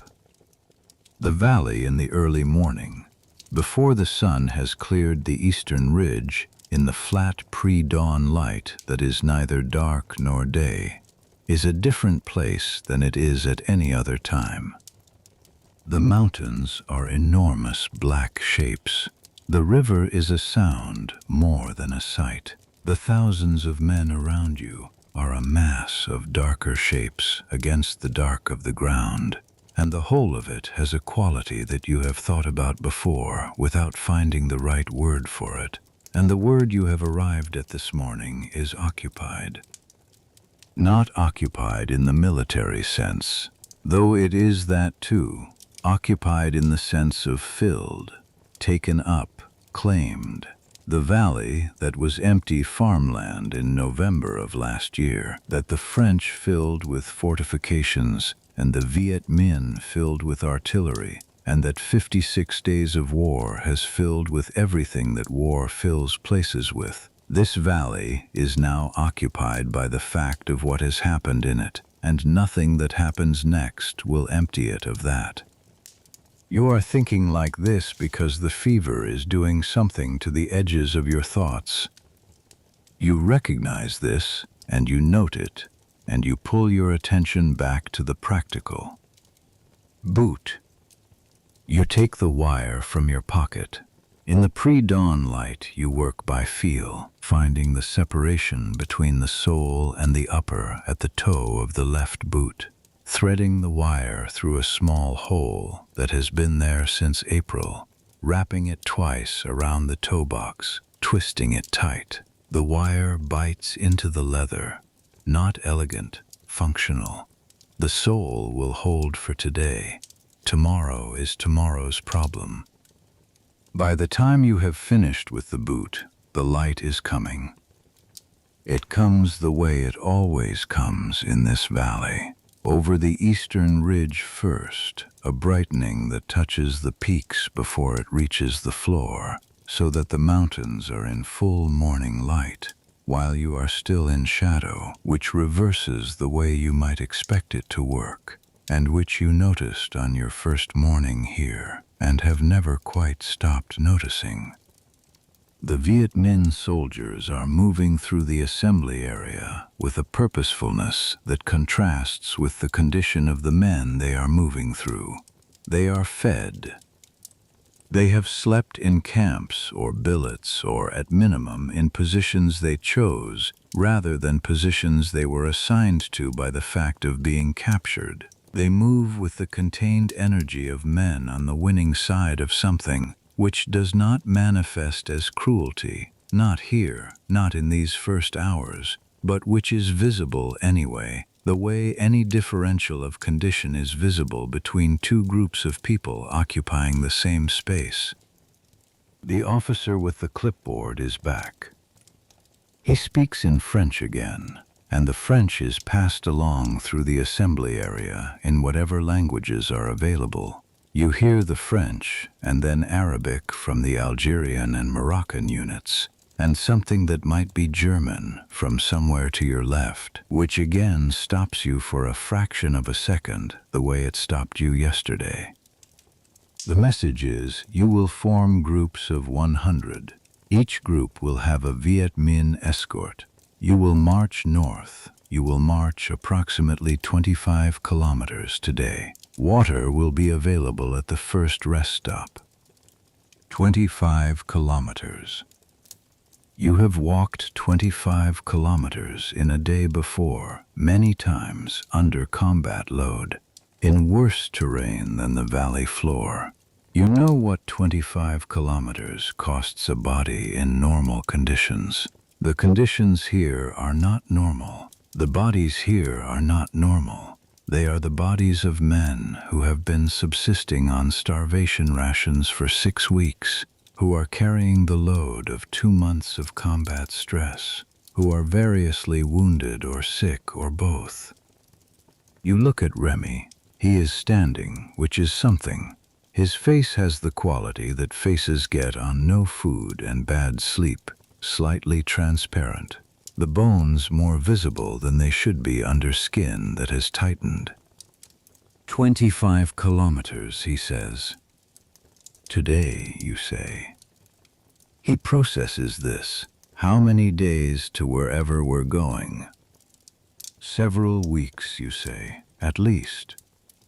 He looks at his boots, which are in better condition than yours. He arrived in Indochina more recently, which means his equipment is less worn, which is one of the few advantages of having been here for 14 months rather than 4 years.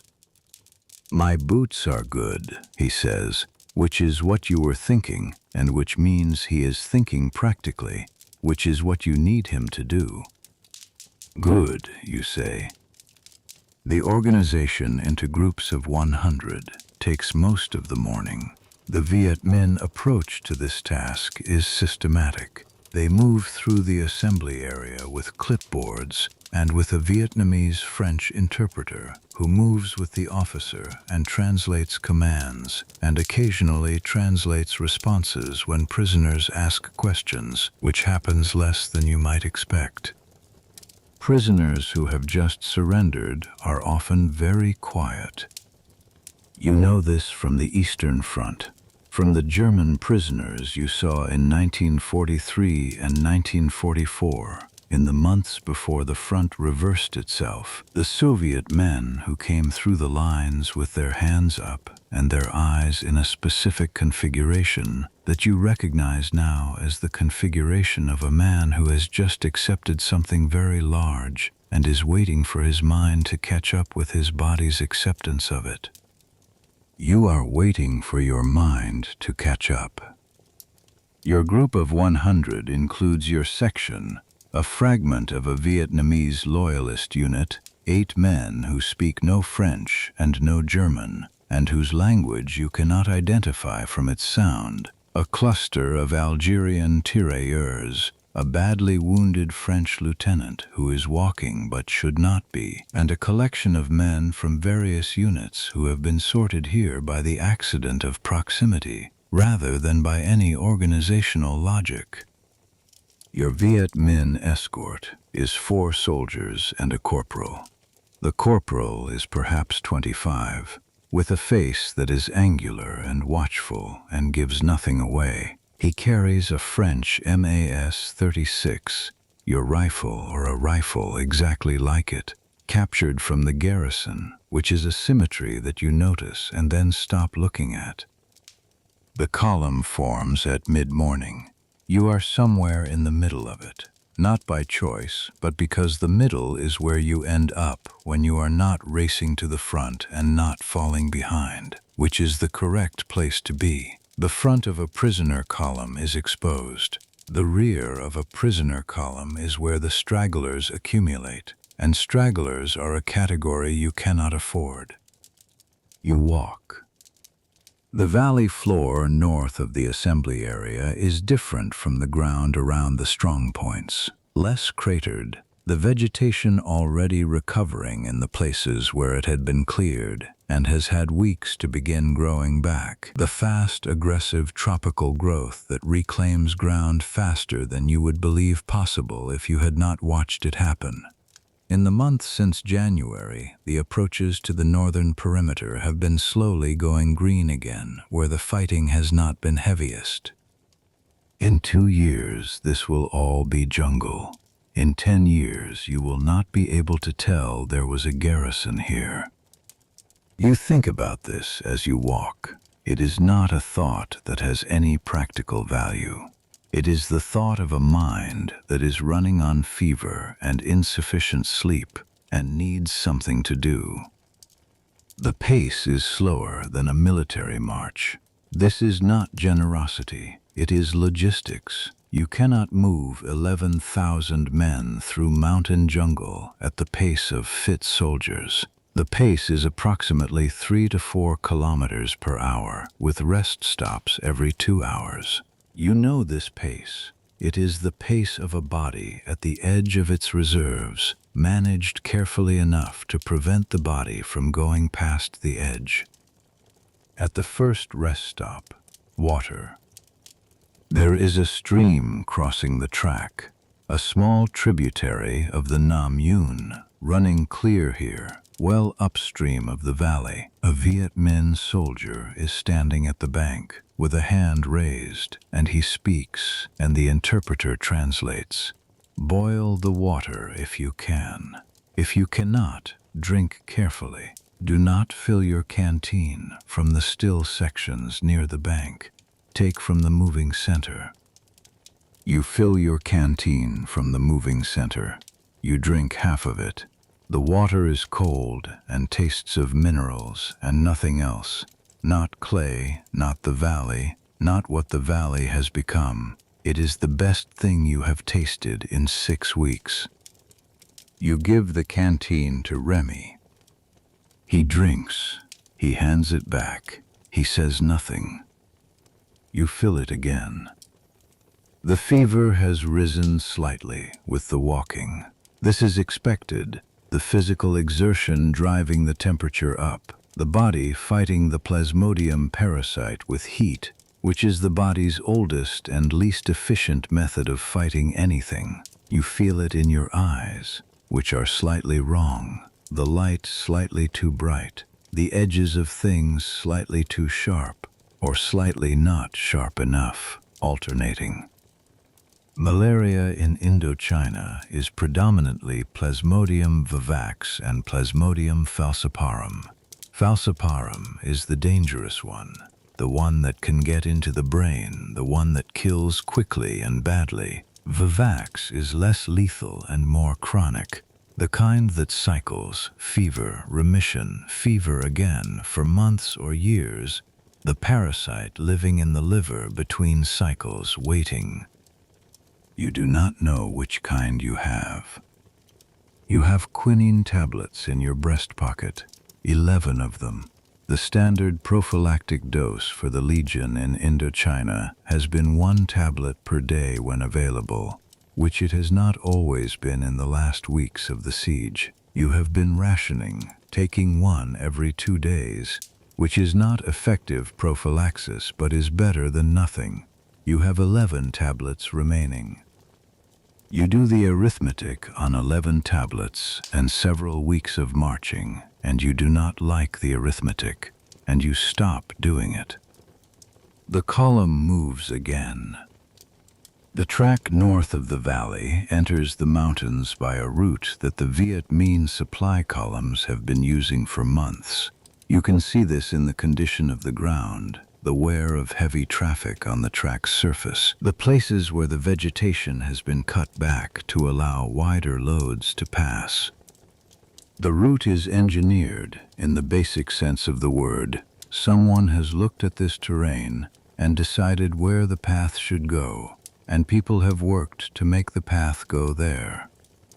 The mountains on either side of the track are dense jungle, the kind of jungle that exists at this altitude in this part of the world, which is different from the jungle of the delta, lower and hotter and thicker with undergrowth. Here the canopy is high, the light coming through it in shafts, the air humid but not the absolute humidity of the coast. The sounds are different, different birds, different insects, the closed acoustic of a space with a high ceiling, sound held in rather than lost to open air.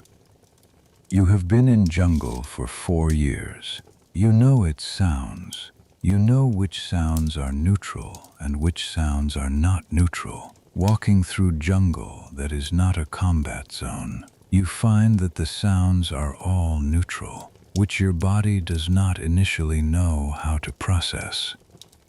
It takes approximately 2 hours of walking for your body to understand that nothing in the jungle is currently trying to kill you. This is a new condition. You catalog it. The afternoon. The track climbs, not steeply. The Viet Minh supply route has been routed to avoid the steepest gradients, because steep gradients are the enemy of heavy loads and of large groups of men with compromised physical capacity. But it climbs, and climbing costs more than flat ground, and you can feel the cost in the muscles of your thighs and in the increased pace of your breathing. Beside you, somewhere in the middle of the march, a man falls. He falls without warning, not the stumble fall of a man who has caught his foot, but the fold fall of a man whose legs simply stop working, an instantaneous collapse from vertical to horizontal that happens too fast for anyone near him to catch. He is an Algerian tirailleur, perhaps 40, and he is down on his side on the track, and the column divides around him the way water divides around a stone. You stop. The Viet Minh corporal with the MAS 36 is beside you in moments. He looks at the man on the ground. He calls for the interpreter. The interpreter arrives, a slight man in his 30s who moves quickly and speaks French with the specific precision of someone who learned it academically. He kneels beside the fallen man and speaks in Arabic, and the fallen man responds in Arabic, and the interpreter stands and speaks to the corporal in Vietnamese. Then he looks at you.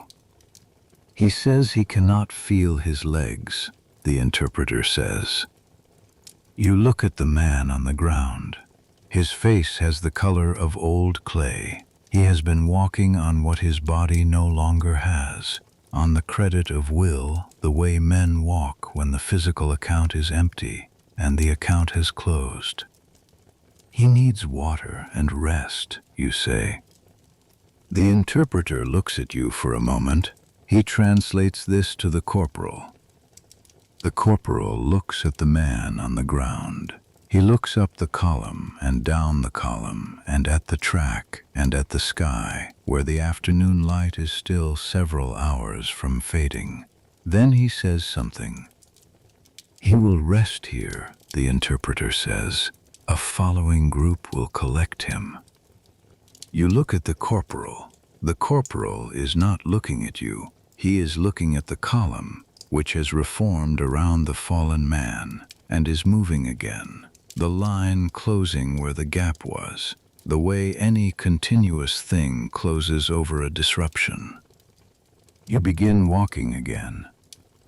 You look at the man on the ground as you pass him. He is lying on his side. His eyes are open. He is looking at the canopy above the track, the light coming through it in shafts, the birds moving in the upper branches. His expression is not fear. It is something quieter than fear. You have seen this expression before. You keep walking. The track descends slightly in the late afternoon, following a ridgeline down into a wider valley, not the valley of Dien Bien Phu, but a smaller valley further north, a tributary valley that the maps you studied in November showed as uninhabited. It is not uninhabited. There is a village here, a small one, perhaps 20 structures, built in the style of the Tai Hill people. Wooden houses on stilts with thatched roofs. The villagers are visible at the edges of the settlement, watching the column pass. They are mostly women and old people, and children. The children look at the column of prisoners with the direct, unfiltered attention of children, which does not distinguish between categories of person and does not assign meaning to uniforms or lack of them, or to the condition of men moving in a column with their hands at their sides and no weapons. A child, perhaps 7, perhaps 8, is standing at the edge of the track as you pass. She is looking at you. Her face is completely open, completely attentive, the way a child's face is when it has not yet learned that looking at people directly is something that requires management. You look back. She raises one hand, very slightly, not a wave, a gesture of acknowledgement. You do not raise your hand. You are not sure why.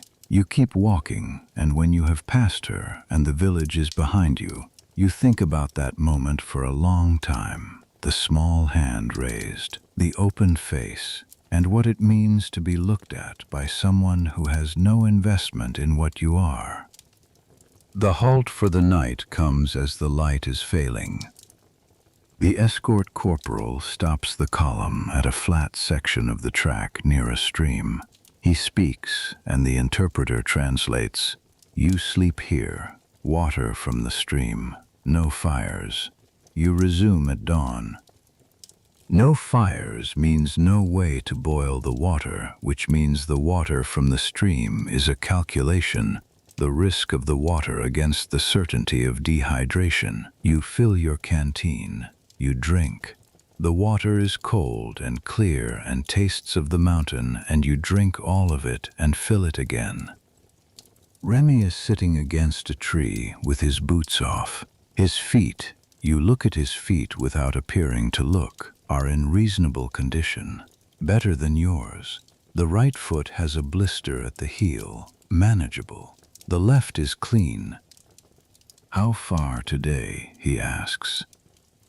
You estimate from the pace and the hours, 22, 23 kilometers. He considers, not bad. It is not bad.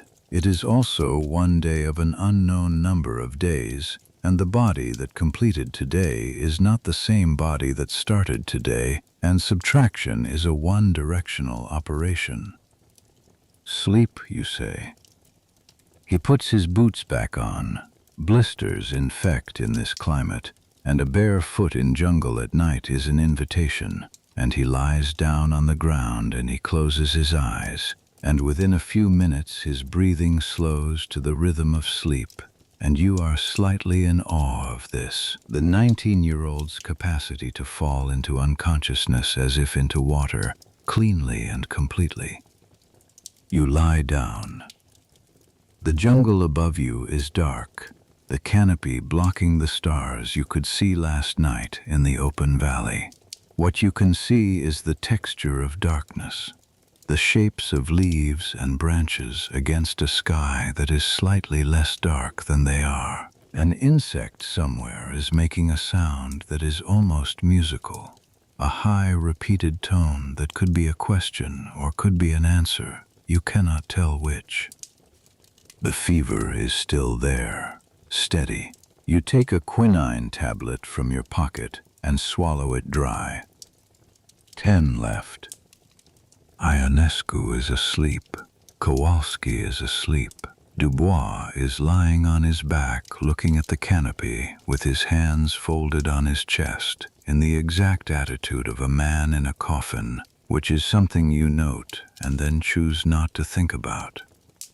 The stream nearby makes its sound, the small, continuous sound of water moving over rocks, which is one of the oldest sounds on the planet, and which your nervous system responds to with something close to calm, because it is a sound that means nothing except water, and water means you can keep going.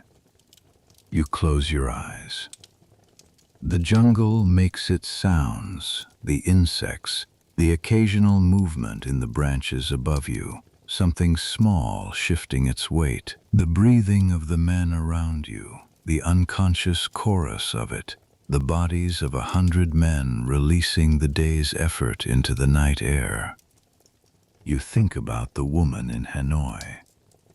Her name was Ling. You met her in 1951 in a market near the Old Quarter, where she was selling fabric and you were buying nothing but had time and the shapeless restlessness that comes between deployments. You spoke to her in your limited Vietnamese, which she found amusing, and she spoke to you in French, which was better than your Vietnamese. You saw her 3 times. The 3rd time she told you she was engaged to a man from her village who was in the south, and whom she had not seen in 2 years, but to whom she was still engaged. You wished her well. You meant it. You have thought about her at odd moments since, not with longing exactly, but with something adjacent to it, the recognition that there are versions of a life that close in front of you without drama, that simply are not available, and that the appropriate response is not grief but something more like acknowledgement. You acknowledge it now. The jungle is dark. The stream is moving. The fever holds its level. Tomorrow the march continues, and the day after that, and the days after that, however many there are, and in each of them you will put one foot in front of the other, and you will drink the water that is available, and eat the rice that is distributed, and you will keep your section together as long as you can keep them together, because this is what you do, this is what you have done for 8 years. The insect stops its sound. The silence that follows is enormous. Then, slowly, the other sounds return. The stream, The wind in the upper canopy, the breathing of the men around you, the jungle filling back in around the absence. You are asleep before you know you are asleep. The way it happens when the body takes the decision away from the mind, because the body knows what it needs, and it has waited long enough. The dark moves over you. The stars are there, above the canopy, whether you can see them or not. The mountains hold their shapes in the dark, enormous and patient, the way they will hold them when morning comes and the column forms again, and the march continues north into whatever is waiting there, which you do not know, which no one knows, which the jungle does not know either. The jungle that simply grows in every direction it can grow, filling the space that is available, the way living things do. You sleep. The dawn comes into the jungle differently than it comes into the valley. In the valley there was a moment, the specific moment when the sun cleared the eastern ridge, that was definitive. Before it, shadow. After it, light, a line drawn across the world. In the jungle, there is no such line. The light arrives in degrees, seeping down through the canopy, in increments so small that you cannot catch the transition happening. One moment the shapes around you are black, then they are dark green, then they are green, then they are the full green of a jungle morning, layered and dense and various, and you cannot say when the change occurred because it occurred everywhere at once, slowly, without announcement. You have been awake for approximately 30 minutes before the light is sufficient to see clearly. You have spent those 30 minutes taking inventory. Feet, the left boot is holding. The wire repair you made yesterday morning has survived the first day's march and the night on the ground. The sole is still attached at the toe. The left foot itself is damp. Not soaked, but damp, because the ground you slept on was damp, and the boot is not waterproof, and the left boot has not been waterproof since March. You dry the foot as much as you can with the inside of your jacket. You put the boot back on. Right foot, better. The right boot is in better condition, and the right foot has no significant issues beyond the general state of a foot that has been enclosed in the same boot for 56 days without adequate rotation. Fever, present. Slightly lower than yesterday morning, or possibly the same. You do not have a thermometer, so the calibration is your own body against itself, which is an imprecise instrument. The edges of things are close to sharp. The light is close to the right brightness. Close. Quinine, 10 tablets. Remy is awake. He is sitting against the same tree he slept against, lacing his boots with the methodical focus of someone whose mind is not yet fully engaged, and whose hands are doing the work alone. His face in the morning light is thinner than it was in November. You have watched this thinning happen over 4 months, the way a face reveals its structure as the tissue over it reduces, and the structure of Remy's face is good. High cheekbones, a strong jaw, the kind of face that looks better thin than it did full, which is not a comfort but is something to notice. Ionescu is awake and already standing, which is his habit. You have never seen Ionescu wake slowly. He wakes like a mechanism engaging, one moment horizontal, the next vertical, with no visible intermediate state. Kowalski is awake and coughing. He has been coughing since March, a dry cough that comes and goes, that the medical officer in the garrison attributed to dust and dry air, that has not resolved with the return of humidity. You watch him cough and you think, chest. But thinking chest in this context, with no medical supplies and several weeks of marching ahead, is not useful, so you put it aside. Dubois is the last to wake. He wakes badly, climbing up through sleep with visible effort, his face moving through several expressions before arriving at the blankness that is his default. He looks at you, you look back. This exchange contains everything it needs to contain. The Viet Minh corporal with the MS-36 is already moving through the camp. The camp, the flat section of track where 100 men slept on the ground, is dismantling itself around you as the men wake and stand and find what they need from what they have, which is very little. There is no breakfast. The corporal has spoken to the interpreter, and the interpreter has told the group, water from the stream, then march. Water from the stream is breakfast. This is the first morning of a pattern you will come to know completely. You fill your canteen. You drink. You fill it again. The stream is cold. It comes from higher up the mountain, from somewhere above the jungle where the rock is bare and the water runs off it, without having passed through much soil or much biology. It tastes of almost nothing. You have been drinking the Nam Yuen and various contaminated sources for 2 months, and this water tasting of almost nothing is extraordinary by comparison. You allow yourself the full 30 seconds of paying attention to it. Then you shouldered what you have, which is the jacket, the canteen, the tin cup, the remaining quinine tablets, the service record, the letter, and the coil of wire that has already proved its value, and you form up. The march north on the second day.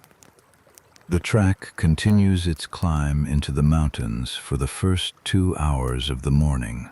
The gradient is manageable but consistent, 2–3%, the kind of slope that does not feel significant for the first hour and becomes significant in the second. The muscles of the lower leg registering the cumulative debt. You shorten your stride slightly. You shift your weight forward. These are adjustments you learned on the Eastern Front, where winter marches were a different kind of problem, but a problem of the same type. The management of a body over a distance that exceeds what the body finds comfortable. The jungle on either side of the track is fully alive in the morning. The birds, and there are many birds, varieties you have never learned the names of, each with a voice that belongs to no bird you knew in Bavaria, are loudest in the first hour after dawn, and then quiet as the heat builds. The insects take over as the birds fall silent. By mid-morning, the insect sound is total, a frequency that saturates the air the way heat saturates it, constant and directional and impersonal. Somewhere in the column, perhaps 30 meters ahead, a man is singing quietly. You cannot hear the words, only the melody, something European, familiar in its structure, with a quality that belongs to songs older than the man singing them, French or Italian or possibly German. You cannot tell at this distance. It goes on for a few minutes and then stops, and the insect sound fills back in. You think about the man singing, and you think, that is how you know someone is managing. When a man has enough reserve to sing, even quietly, even to himself, the body has not yet reached the bottom of what it has. Note this. Remember who is singing and who is not. The first rest stop comes at mid-morning, at a wider section of the track where a flat boulder overhangs a small pool in the stream bed. The escort corporal stops the column here and speaks, and the interpreter translates, and the message is 15 minutes. You sit on the boulder.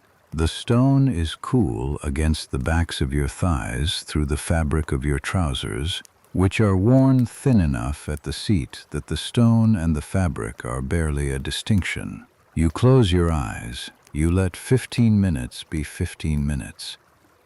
Remy sits beside you and eats something from his jacket pocket, a fragment of compressed biscuit, the hardtack that has been part of the Legion's field ration since before the First World War, baked to a density that resists both moisture and digestion. He has been carrying this fragment since the garrison. You did not know he had it. He notices you noticing. He breaks it in half. You start to say no. Eat it, he says, which are your words from the first night, delivered back to you without irony, and so you eat it. The biscuit is dense and dry and tastes of nothing much, and it is the best thing you have eaten in 3 days, and you eat it slowly, the way you have taught yourself to eat small things, making it take longer than it needs to take. How many days? Remy asks. This is the question everyone is asking. You have heard it moving through the column during the march. Men doing arithmetic, estimating distances, counting days. The Viet Minh have not told the prisoners the destination or the duration. This is possibly deliberate. A column of men who know they have 30 more days ahead of them is harder to manage than a column of men who are focused on reaching today's halt. I don't know exactly, you say. North of Hanoi, the camps are near Tuyen Quang and Son La, from what I've heard. Son La is perhaps 250 kilometers from here, Tuyen Quang further. He absorbs this. At 25 kilometers a day, he says, doing the arithmetic in front of you. 10 days to Son La. If the terrain allows 25 kilometers, you say, and if we maintain that pace. He looks at his feet. He looks at the track ahead, which curves north and upward and disappears into the jungle. What if we don't? He says. You think about the man who fell yesterday, the Algerian tirailleur on the ground at the side of the track, looking at the canopy, his expression quieter than fear. Then it takes longer, you say. The march resumes. The 3rd hour of the morning brings the hardest terrain yet, a section of the track that climbs sharply for perhaps half a kilometer, the gradient increasing to something that requires the hands as well as the feet in places where roots cross the track at the right height to serve as handholds, and you use them. The Viet Minh escort soldiers move through this section as if it is flat ground, which tells you something about the difference between a body that has been living and training in this landscape and a body that arrived in it from somewhere else. You use the roots. You do not use them more than you need to. You keep your breathing steady, in through the nose, out through the mouth, the rhythm of controlled exertion that your body knows from the Eastern Front, from training camps in Algeria, from 4 years of this country. The breathing is a discipline, and discipline is what you have when physical reserves are running low. At the top of the climb, the track levels onto a ridgeline. The view from here is sudden and enormous.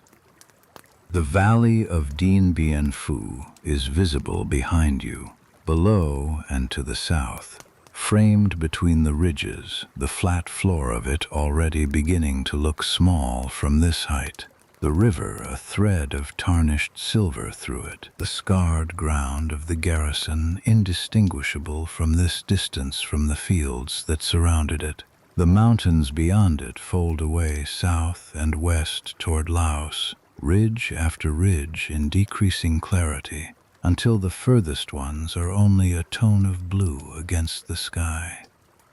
You stand on the ridgeline for a moment and you look at it.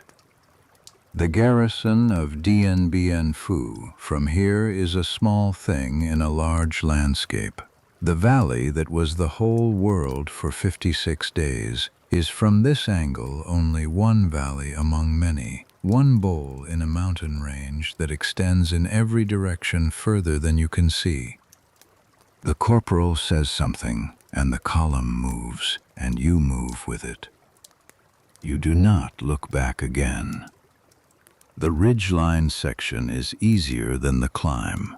The ground is relatively flat, and the views continue on both sides, the mountains falling away east toward the Red River Valley and west toward Laos. And the air up here is slightly cooler, slightly drier, and the insect sound is less total than in the jungle below. You walk at a pace that feels sustainable, and you think about nothing in particular, and this is, you realize, the closest thing to rest that is available while moving.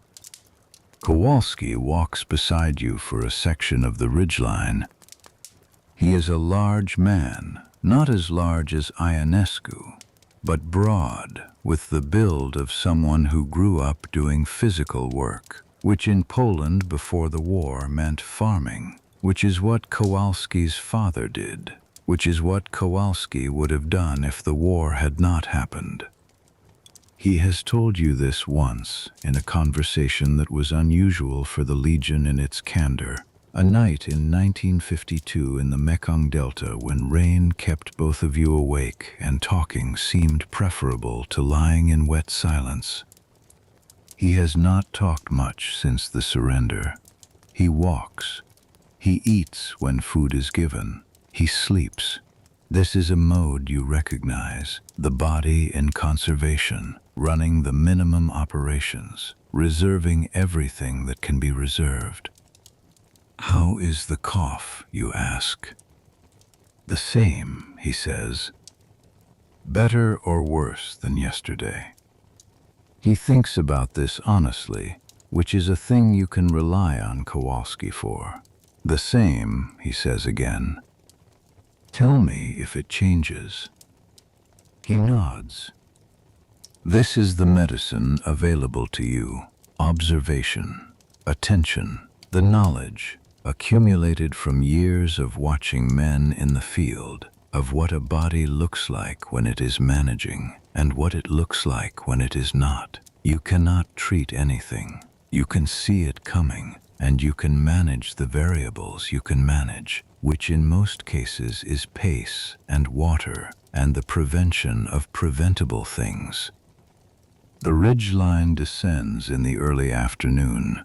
The jungle closes back over the track, the canopy returning, the light going green and diffused and the air going damp again. The temperature rises with the descent, the altitude lost, translating directly into heat, and within 30 minutes of leaving the ridgeline you are sweating through your jacket in the way that is constant and unremarkable, and produces a thirst that the water in your canteen cannot quite keep up with.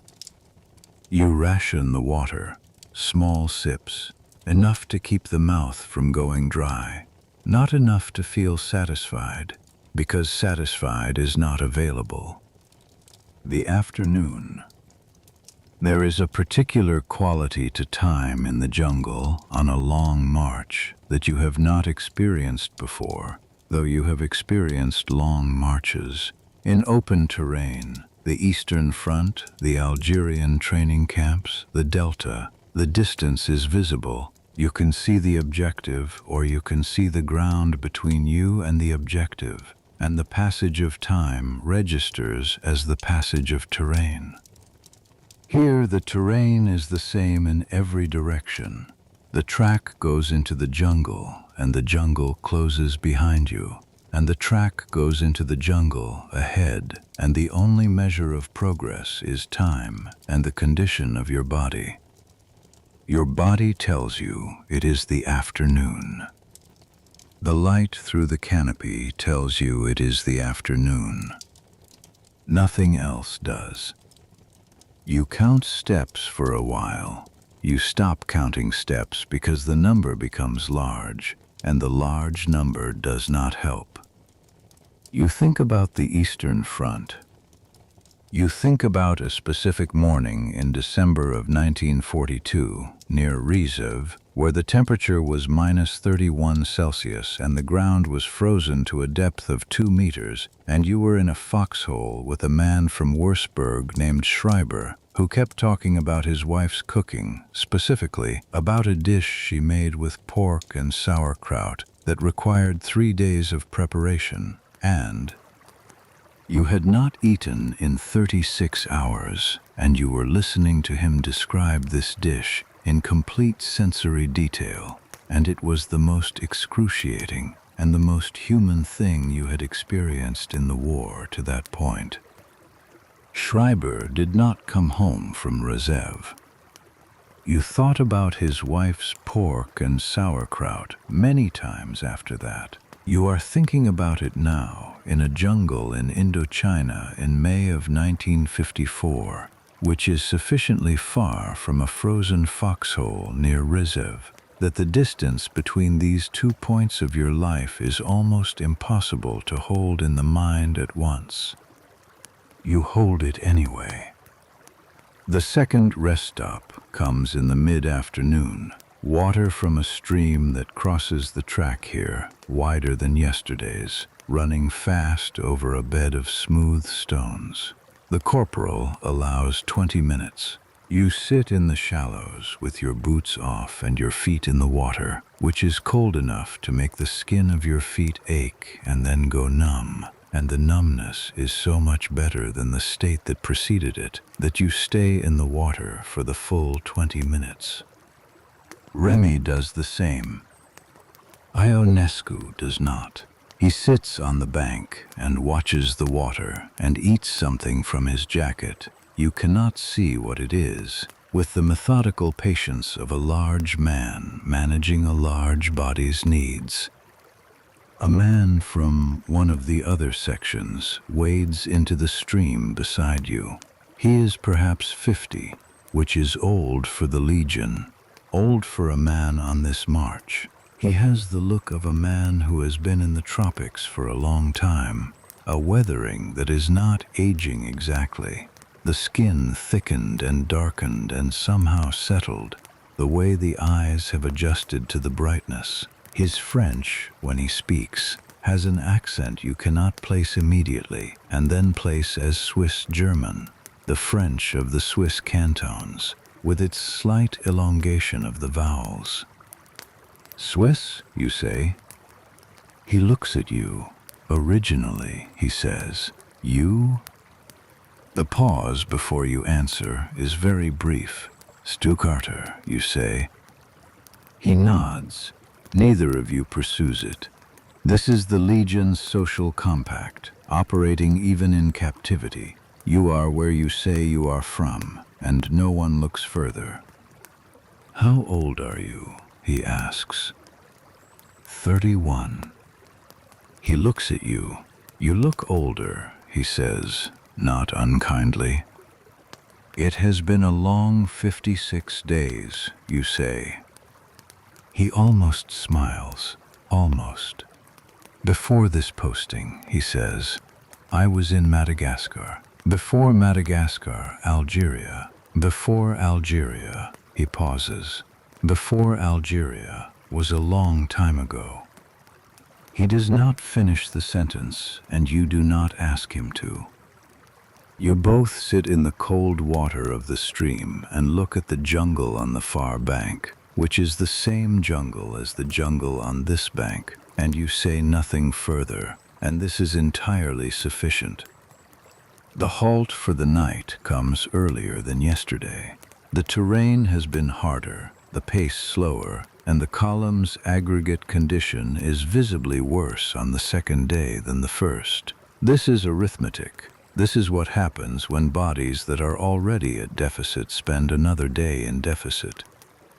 The flat section of track where you stop is narrower than last night's. The escort corporal has less choice than he had yesterday. The terrain closing in, the ridges pressing the track into a narrow corridor between slopes. 100 men fit here, but barely.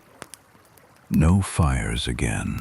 Water from a spring that surfaces at the base of the slope to the east, cold and mineral and good.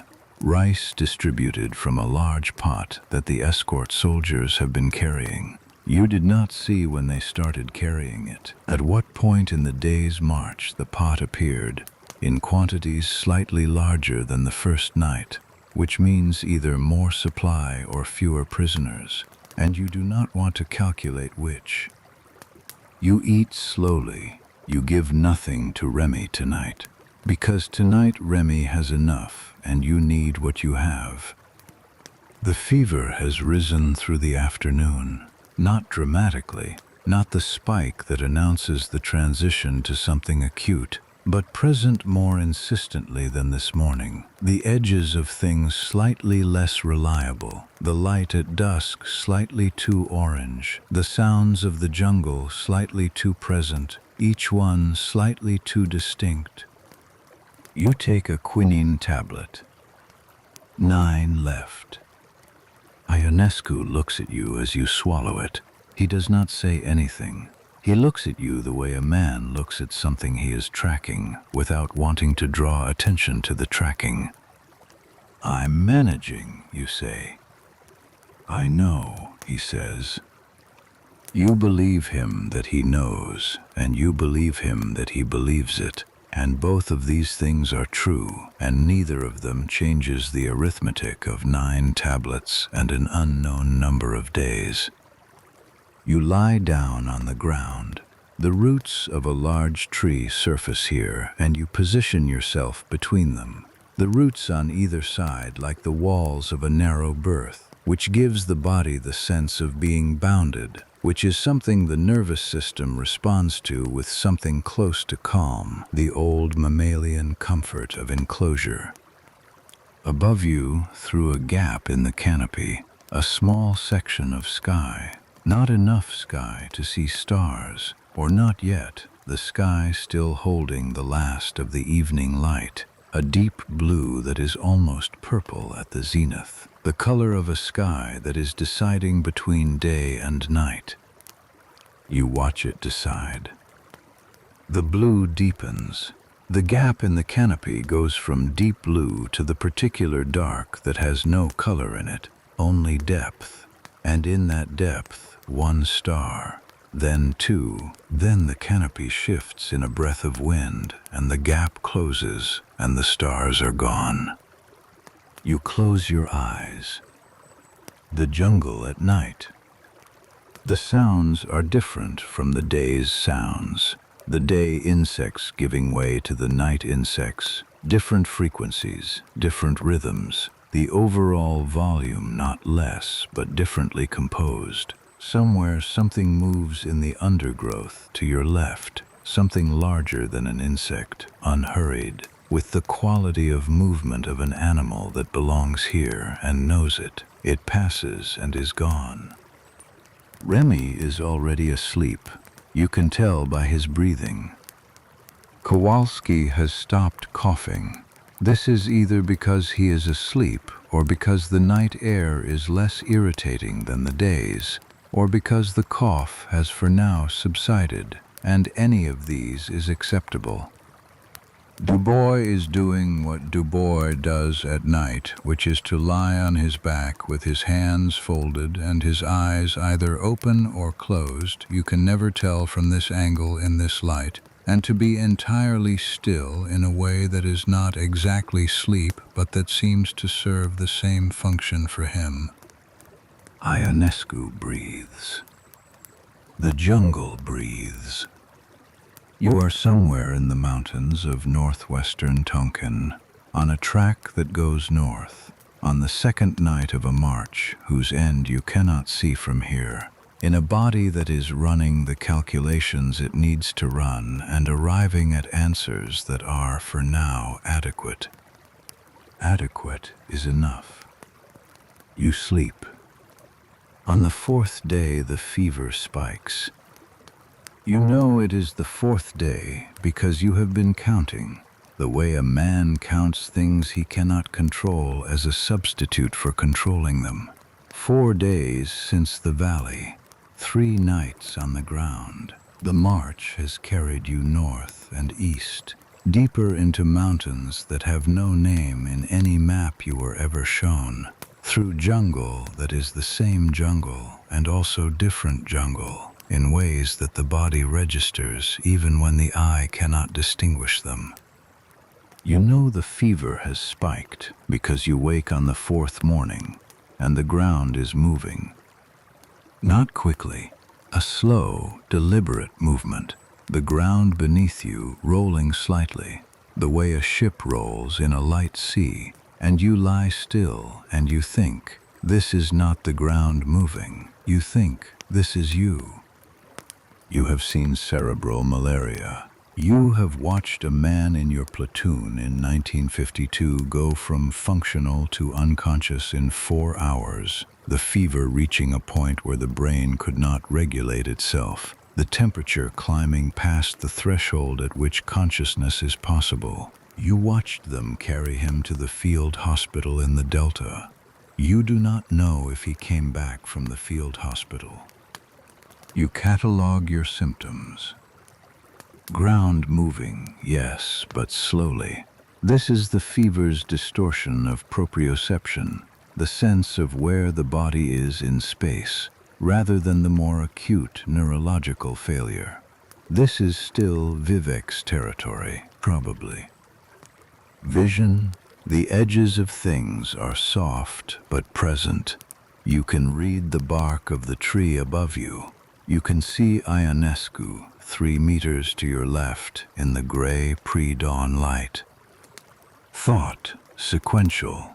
You are thinking in sequence. You are aware that you are thinking in sequence, which requires a functioning sequence of thought. This is still manageable. You sit up. The motion of sitting up produces a wave, not nausea, but something adjacent, a recalibration the body has to perform, the inner ear and the visual field arguing briefly about the state of vertical. You let them argue, they come to an agreement. You are sitting. Ionescu is awake. He is looking at you. How bad, he says. You think about how to answer this accurately. Ionescu is not someone you protect from accurate information. He is someone who uses it. Manageable, you say, for now. He holds your gaze for a moment and then nods, which means he has registered the qualification. You take a quinine tablet, 9, 8 remaining. The water from the spring is cold. You drink the full canteen before the march begins. You fill it again. The cold water moving into the body gives the fever something to work against, which is a crude intervention and insufficient and the only one available. Remy watches you drink. I'm fine, you say before he asks. I didn't say anything, he says. No, you say. The march on the 4th day. Your body is a different instrument than it was on the first day. The difference is not dramatic. It is not the difference between a functioning thing and a broken one. It is the difference between a functioning thing and a functioning thing that is being asked to function on reserves rather than on principle. You are spending what you saved. At some point the saving runs out and the spending has nowhere to draw from. And this is the arithmetic of the march that you are not doing aloud, but that is running continuously in some part of the mind that does not need to be told to run it. 25 kilometers yesterday, 23 the day before, 11 tablets in your pocket when the march began, now 8, the boot holding, the cough in Kowalski's chest unchanged. The track on the 4th day descends from the mountains into a river valley, not the valley of Dien Bien Phu, a different valley, wider and flatter, with a river at its center that is larger than the Nam Yuen and cleaner, running green rather than brown over a bed of pale stones.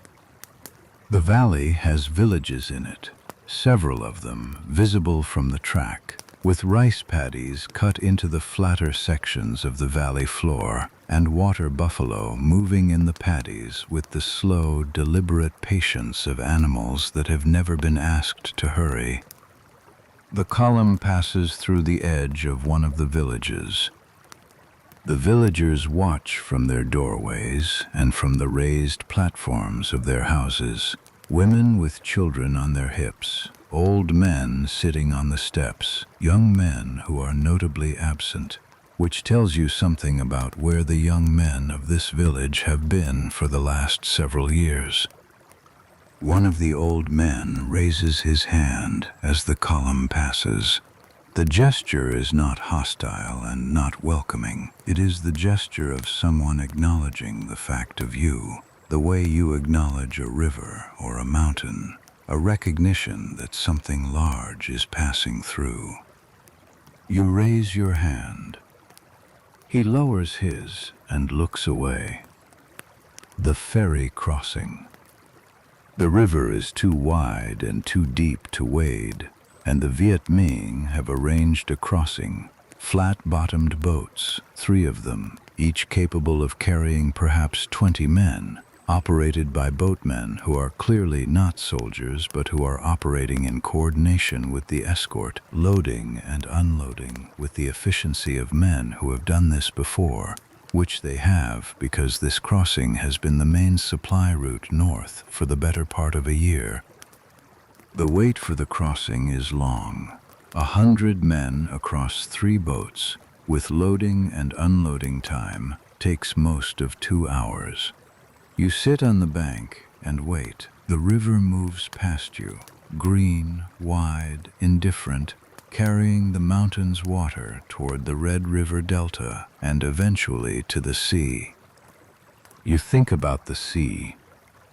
You have not seen the sea since Marseille in the autumn of 1946, when you stood at the waterfront before reporting to the Legion's recruitment office and looked at the Mediterranean for what turned out to be the last time. The Mediterranean in autumn is a specific color, a blue that is almost gray, not the postcard blue of summer, a serious color, the color of deep water and old trade routes, and the accumulated history of everything that has crossed it. You did not know, standing there, that you were looking at the sea for the last time before a very long time. You think you did not know a great many things standing there. When your group reaches the front of the queue, you board the boat. It is a simple, flat-bottomed wooden craft, wider than a river punt, lower than a river barge, sitting perhaps 30 centimeters above the waterline with 20 men in it. The boatman stands at the stern with a long pole and pushes. A second man at the bow with a paddle corrects the angle against the current. The crossing takes 8 minutes. You sit in the middle of the boat and you look at the water going past, and you feel the slight motion of the hull on the current. And the fever does something with this motion, takes it and elaborates it, makes the 8 minutes feel longer than 8 minutes, makes the green water more green, the sound of the pole in the river bottom more resonant. The far bank. You step off the boat onto a muddy bank, and the ground firms up under your feet, and the fever subsides slightly, the way it does when the motion stops. The afternoon of the 4th day.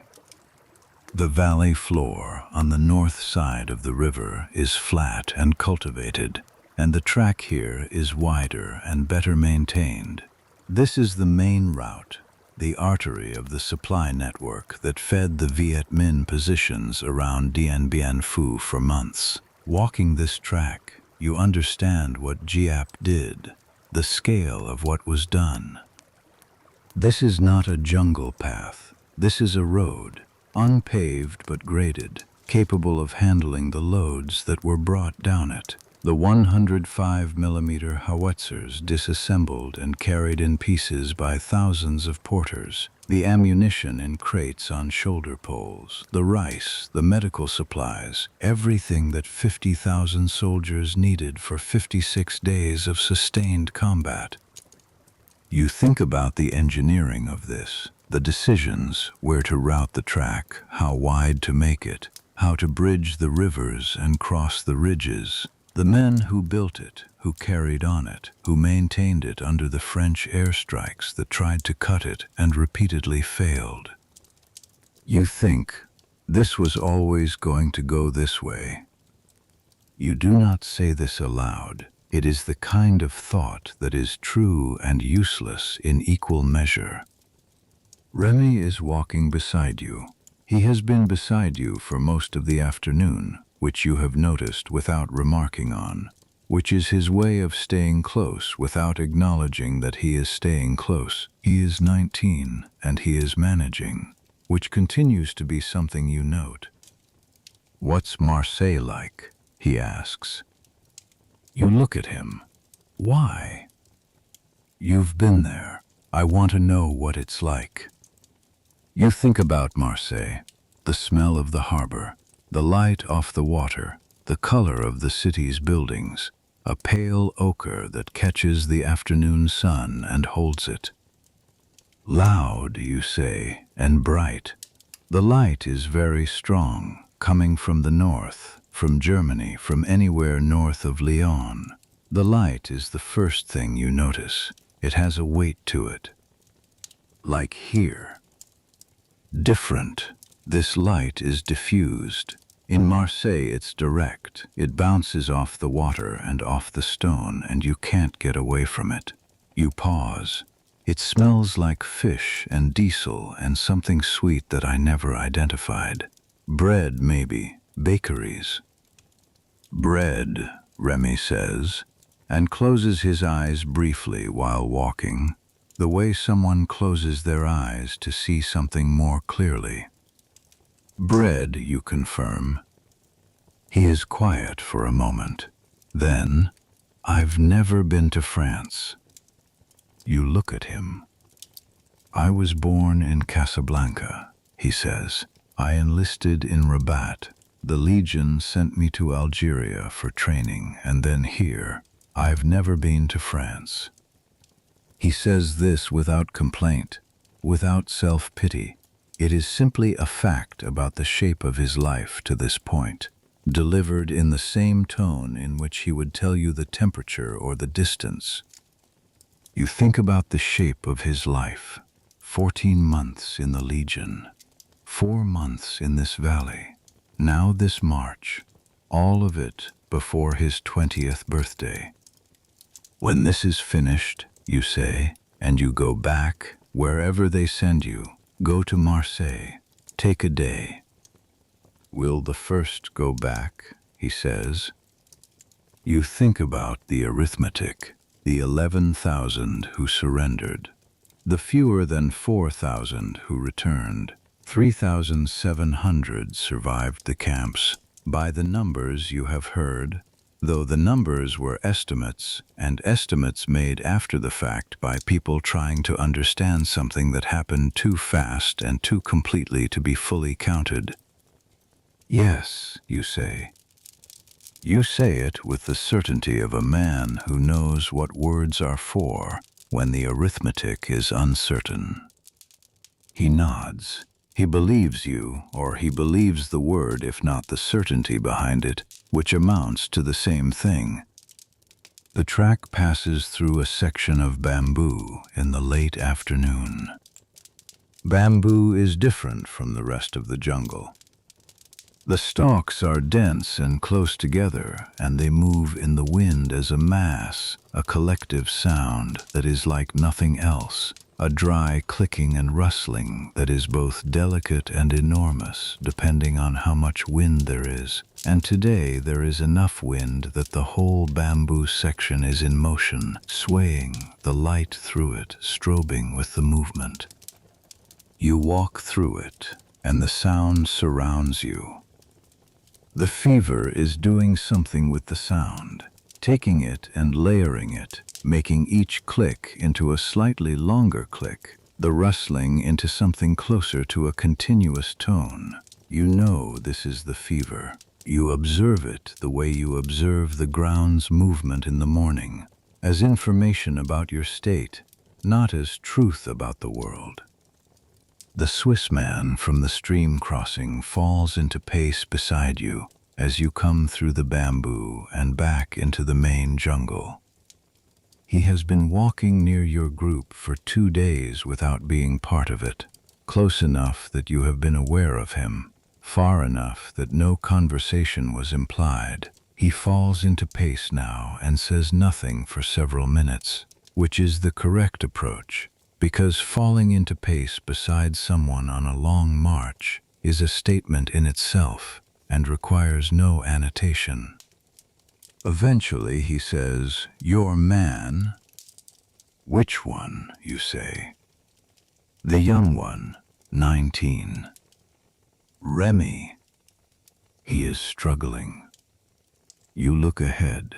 Remy is 3 meters in front of you, walking steadily, his pace unchanged, his back straight. He does not look like he is struggling. He is managing, you say. His left leg, the Swiss man says. He has been favoring it since midday, very slightly. He knows you're watching, so he straightens when he thinks you're looking. You look again, 3 meters ahead. The gait, the left leg, the slight alteration in the swing phase, the way the leg comes forward with a fractional hesitation that is not a limp but is the precursor to one, the body routing around something that has started and not yet declared itself fully. "Thank you," you say. At the next rest stop, you position yourself beside Remy and you say, in a voice that does not invite argument, "Show me." He looks at you. "The left leg," you say, "show me." He sits down. He rolls up the trouser. The inner calf, below the knee, has a swelling that is new, not large, not dramatic, but present, the skin over it tight and warm in a way that is distinct from the general warmth of exertion. "Since when?" you say. "This morning," he says. "I didn't want." "Since this morning," you say. Not to him, to yourself, to the arithmetic. You look at it. You press lightly with 2 fingers. He doesn't wince, which means it is not yet at the point where pressure produces pain, which means it is early. "Drink everything in your canteen," you say, "now." He drinks. "Tonight I'll look at it again. If it's larger, you tell me. If it feels different, you tell me." He nods. "Remy." He looks at you. "You tell me," you say. He nods again, and this time it means it. The 4th day ends at a halt near a large village, larger than any you have passed through, with a market square and a well and what appears to be a school, a long, low building with a covered veranda where children have clearly sat and will sit again once the column has passed through. Rice, water from the well. You sit against the wall of a building and eat your rice and drink your water, and you think about what the body is doing, which is the only thing the body has been doing for 4 days, converting whatever it is given into the ability to continue. The fever is lower in the evening than it was in the morning.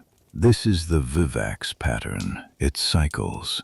The morning spike, the afternoon persistence, the evening drop, then morning again, and the spike again, and the pattern repeating for weeks, for months, for as long as the parasite persists and the body has resources to mount a response to it. You have 8 quinine tablets. You take one. 7. Ionescu sits down beside you with his rice. He eats, you eat. Neither of you speaks for several minutes, which is one of the things you value about Ionescu, the absence of the compulsion to fill silence, which is a quality you associate with people who have been genuinely alone at some point in their lives, alone for long enough that silence became familiar rather than threatening. What did you do, you ask, before? It is the question the Legion does not ask.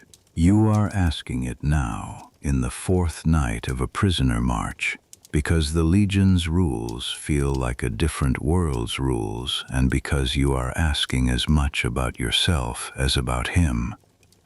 He is quiet for a moment. Then, I was a school teacher. You look at him. He is a large man with a large man's hands, broad, thick-fingered, the hands of someone who works with them, not a school teacher's hands by the conventional image. What subject, you ask?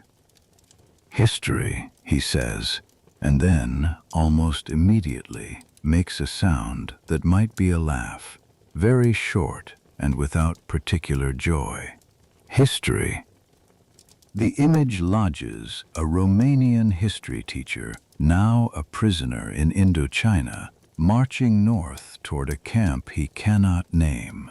The recursiveness of a historian being made into history. Why the Legion, you say? He is quiet for longer this time, long enough that you think he is not going to answer. The same reason, he says finally, as everyone, which is not an answer and is the only answer, and you accept it as both. The night comes down over the village.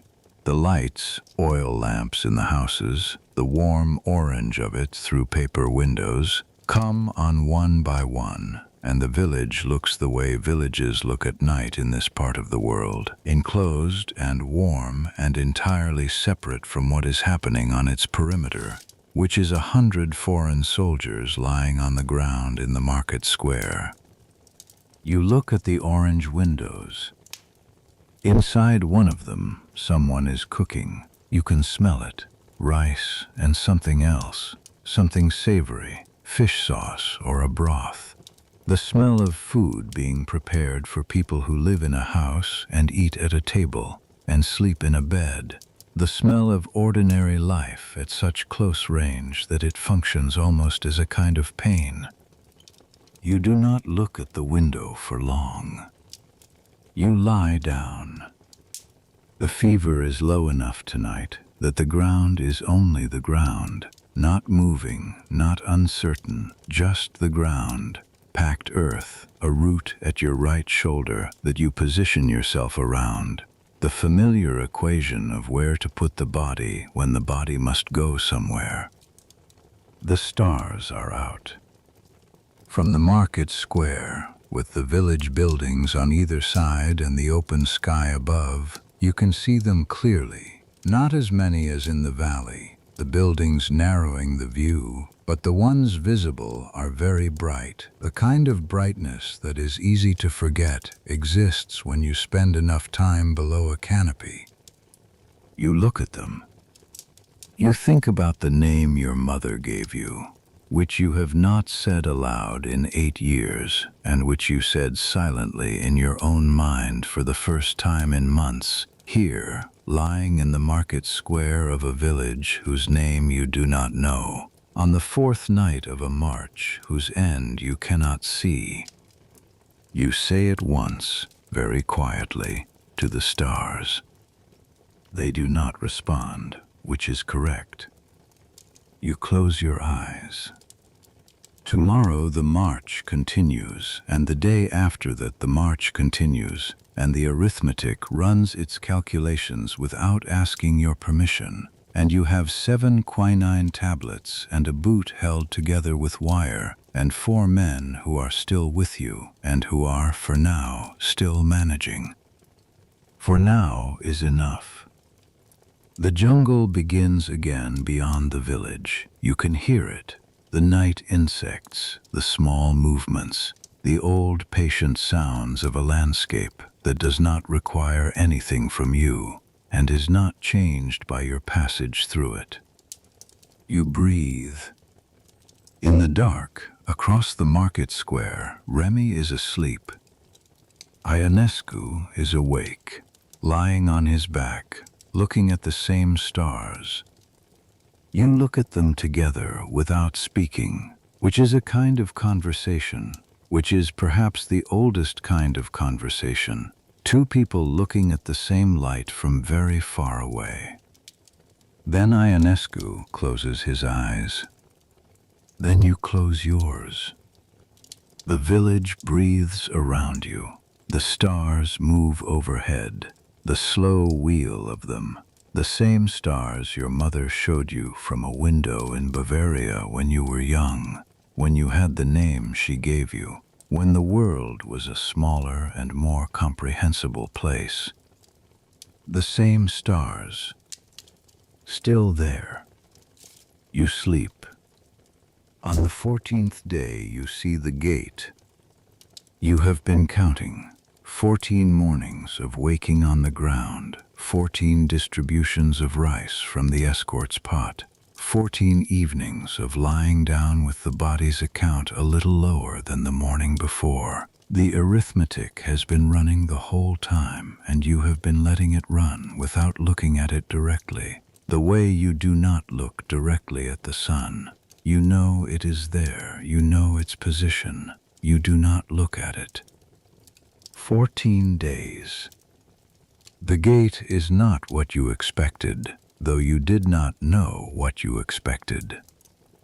You had a word, camp, and the word carried images from the war in Europe, from what you knew of the camps on both sides, the wire and the watchtowers, and the particular geometry of confinement made permanent. What you see instead is a compound set into a cleared section of the mountain valley, bordered by a bamboo palisade, bamboo poles lashed together vertically, each one the height of 2 men, each one sharp at the top. Inside the palisade, low buildings, long, open-sided structures with thatched roofs, the style of construction you have seen in every village along the march, adapted for a different purpose. The gate itself is timber, 2 posts, a crossbar, a guard position on each side. The guards are young. They are always young. This army is overwhelmingly young. And they watch the column arrive with a focused watchfulness, the kind that has been briefed into a man rather than learned. You have been awake since before dawn. The fever on the 14th morning is lower than it has been in several days, which you note with the caution you apply to all good news, because the Vivax pattern is deceptive. It drops before it rises. It gives you a morning of clarity before it takes it back. You have 4 quinine tablets remaining. You took one this morning, dry, before the others woke. 3 left. Remy's leg is better. The swelling that appeared on the 4th day peaked on the 7th and has been reducing since.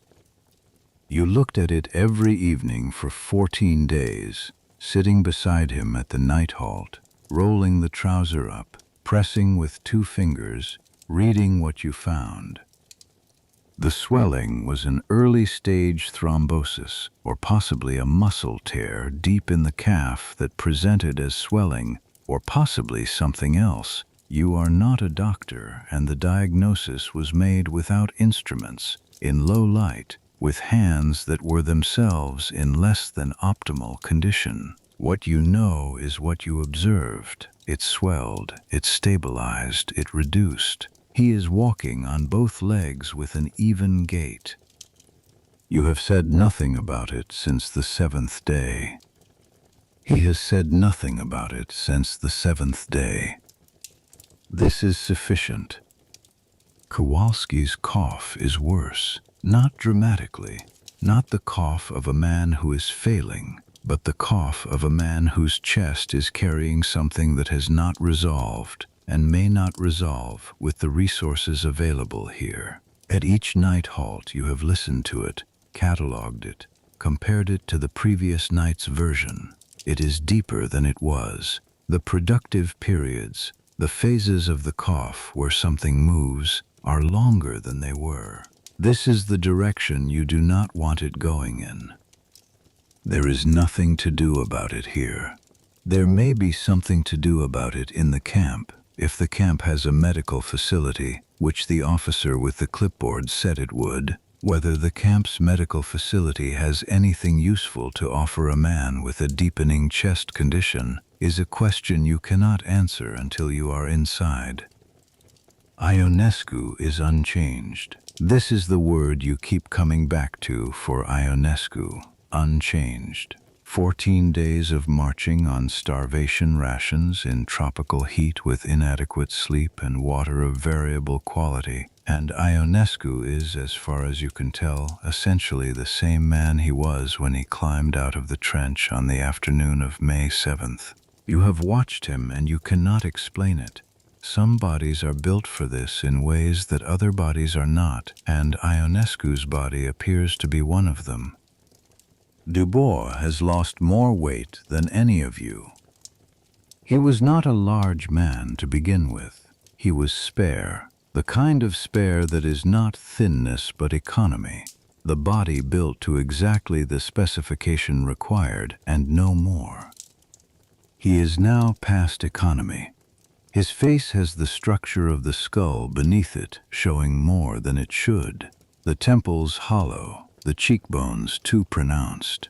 He is walking. He is eating everything given to him. He is not complaining, which is consistent with everything you know about Dubois, which is very little.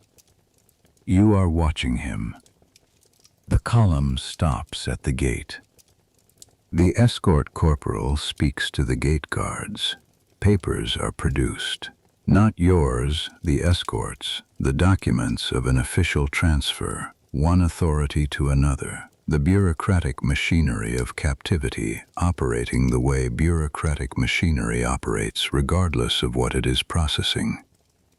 You wait. The men around you wait.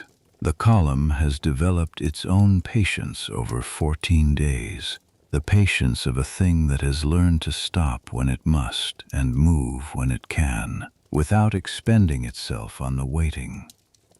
The gate opens. You walk through it. The interior of the camp. The long, open-sided buildings are barracks. This is immediately apparent from the sleeping platforms inside them. Bamboo frames with woven mats, elevated from the ground, row upon row. The capacity of each building, perhaps 60 to 80 men. There are several of these buildings arranged around a central cleared area. At the far end of the compound, a building with walls, not open-sided, which is either administration or medical, or both. Viet Minh soldiers are stationed throughout the compound. They watch the new arrivals with the same watchfulness as the gate guards, not hostile, assessing. You are directed to a building. Your group files into it. You find a sleeping platform, bamboo, a woven mat, elevated perhaps 30 centimeters from the ground. You sit on it. The mat is worn but intact. The roof above you is thatched and appears to be waterproof, or waterproof enough, which in this climate is the relevant standard. You put your hands flat on the mat. It is not the ground.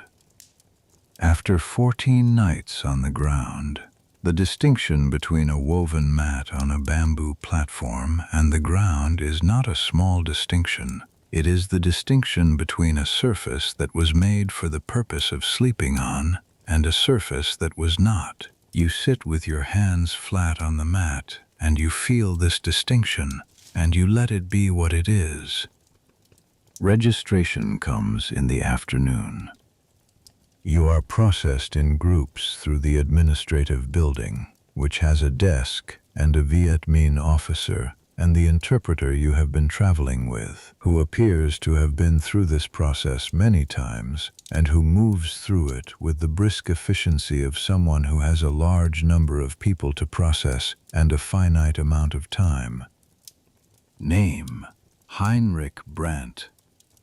Rank: Corporal. Unit: 5e Régiment Étranger d'Infanterie. Nationality: German. The officer writes this down. He does not look up when you say German. He writes it down and moves to the next item. You are given a number. It is written on a small piece of cloth that you are told to attach to your jacket. The number is 4 digits. You look at it for a moment, and then you attach it to your jacket, where it hangs with the slight weight of a thing that has replaced something. You are no longer a corporal in the 5EREI. You are a number in a camp in the mountains of northern Tonkin, which is a different kind of thing, the beginning of a different period whose length you do not know. The medical inspection is brief. A Vietnamese doctor, or a man performing the function of a doctor, you cannot verify the credential, looks at each prisoner in sequence, asking through the interpreter about symptoms, looking at the eyes and the tongue and the skin, making notes. When he reaches you, he asks about the fever. You tell him Vivax malaria, probable onset 3 weeks ago, managed with quinine, 4 tablets remaining. He notes this. He does not provide additional quinine, which tells you the supply is limited. He says, report to the medical building if the fever spikes above a certain point. He tells you the point. You note the point. When he reaches Kowalski, he listens to the chest with a stethoscope, actual medical equipment, which surprises you, though you do not show that it surprises you. He listens for a long time. He asks questions. Kowalski answers. The doctor makes longer notes than he made for anyone else. You watch this. Afterward, Kowalski finds you in the barracks. He wants me in the medical building tomorrow, he says. Good, you say. He looks at you. Is it good? They saw something worth treating, you say. That's good. He accepts this.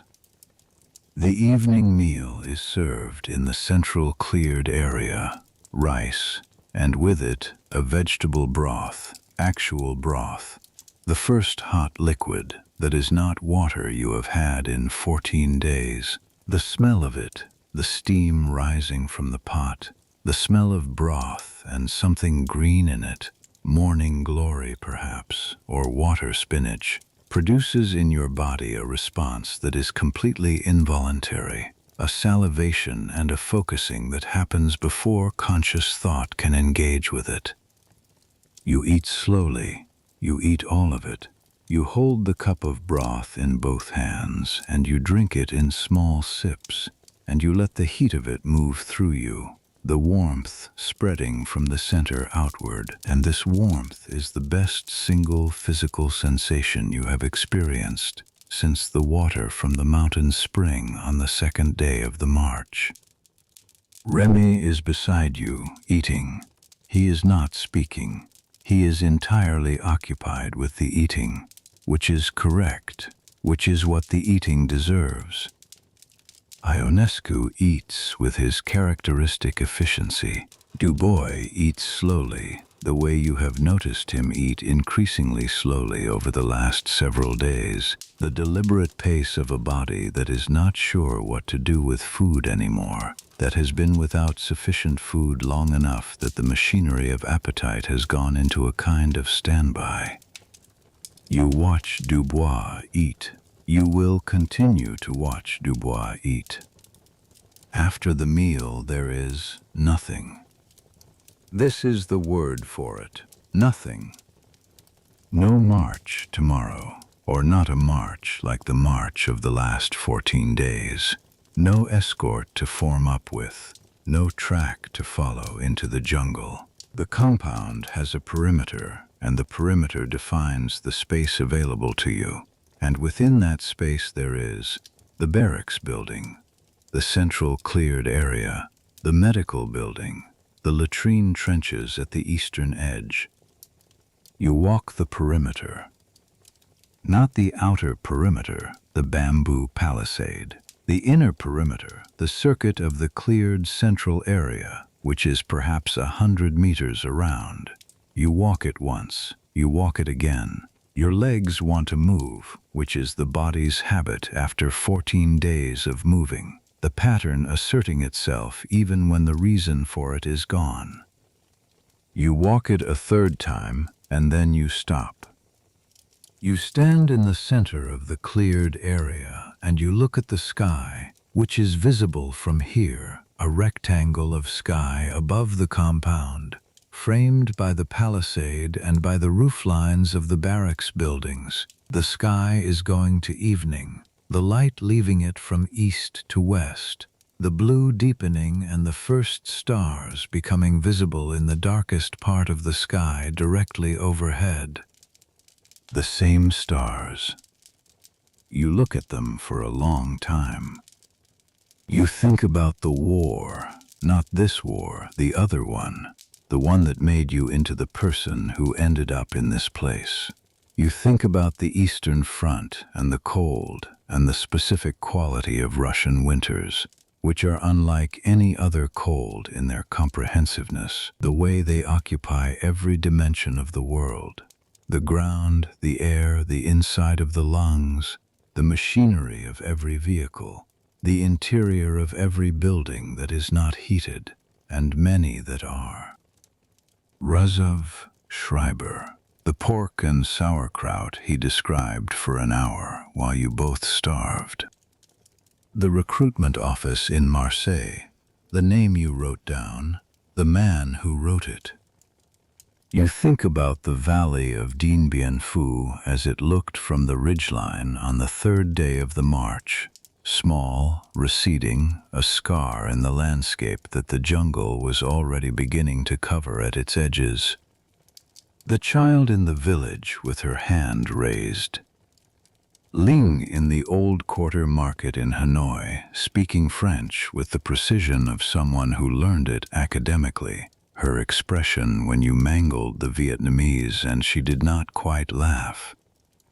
Ionescu saying, history. The stars are fully out now. The rectangle of sky above the compound is dark, and the stars in it are the same stars that were above the valley, above the march, above every night halt in the jungle, unchanged, indifferent, present. You go back to the barracks building. Your platform is where you left it. The mat is where you left it.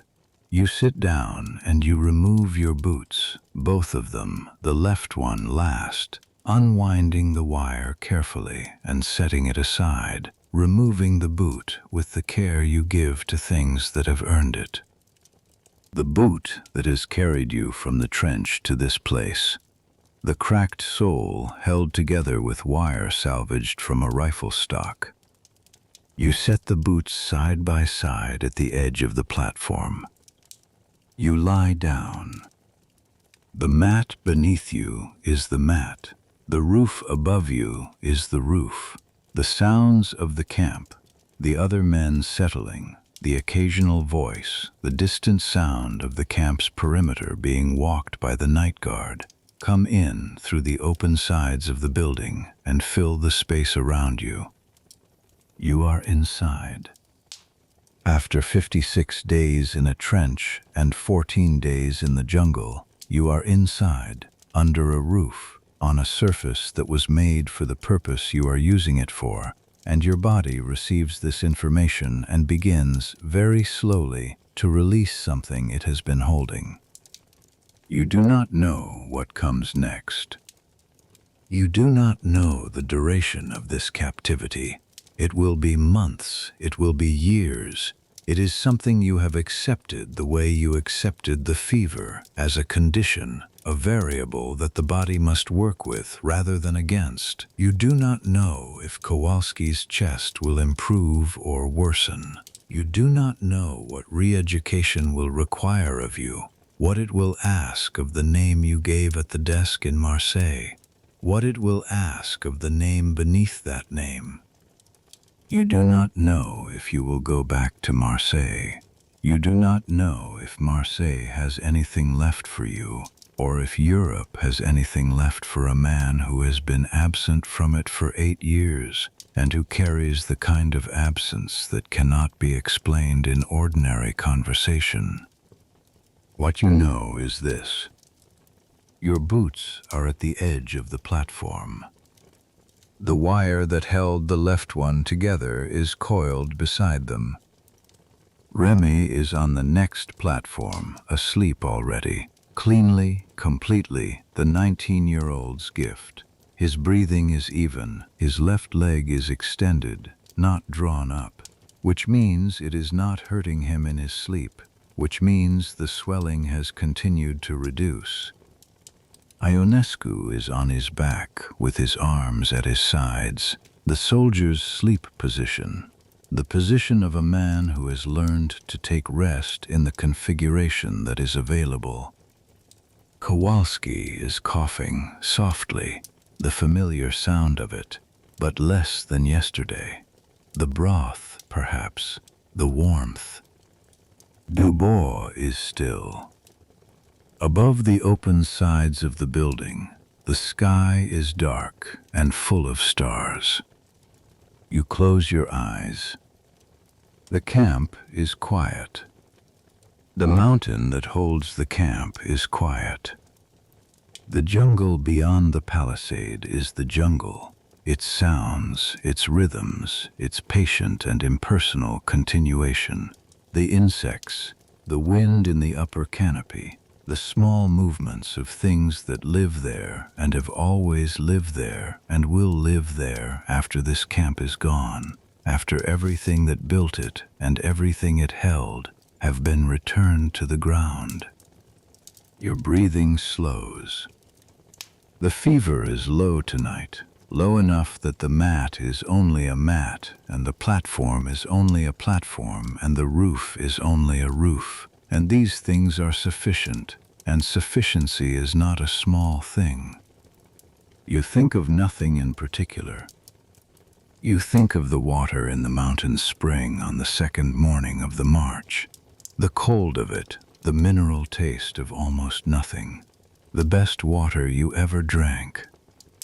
You think of the rectangle of sky above the compound and the stars in it. You think of the child with her hand raised. The thoughts come slower now. The space between them longer. The body sinking into the mat receiving it. The bamboo frame beneath it holding the weight of a body that has been carrying itself for a very long time. Your hands are open. Your boots are at the edge of the platform.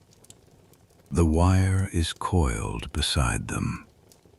Tomorrow there will be rice, and there will be the camp, and there will be whatever the camp requires, and you will be here for it, and so will Remy, and so will Ionescu, and so you believe will Kowalski and Dubois, and the days will be what they are, and you will be in them. But that is tomorrow. Right now there is only this, the mat, the roof, the stars beyond the open walls, the breathing of the men around you, the quiet of the compound, the quiet of the mountain, the quiet that is settling over you, the way darkness settles, the way sleep settles, the way things settle when they have been in motion for a very long time and the motion finally stops. You are still. The camp breathes. You breathe with it. Slower now. The stars are there. They are always there. If this story reached you tonight, If you found yourself in that valley, in that trench, on that long road north, then you know what this channel is for. A like, a subscribe, or just leaving this playing as you rest means more than you know. This is Quiet History at Bedtime. Thank you for being here. Good night.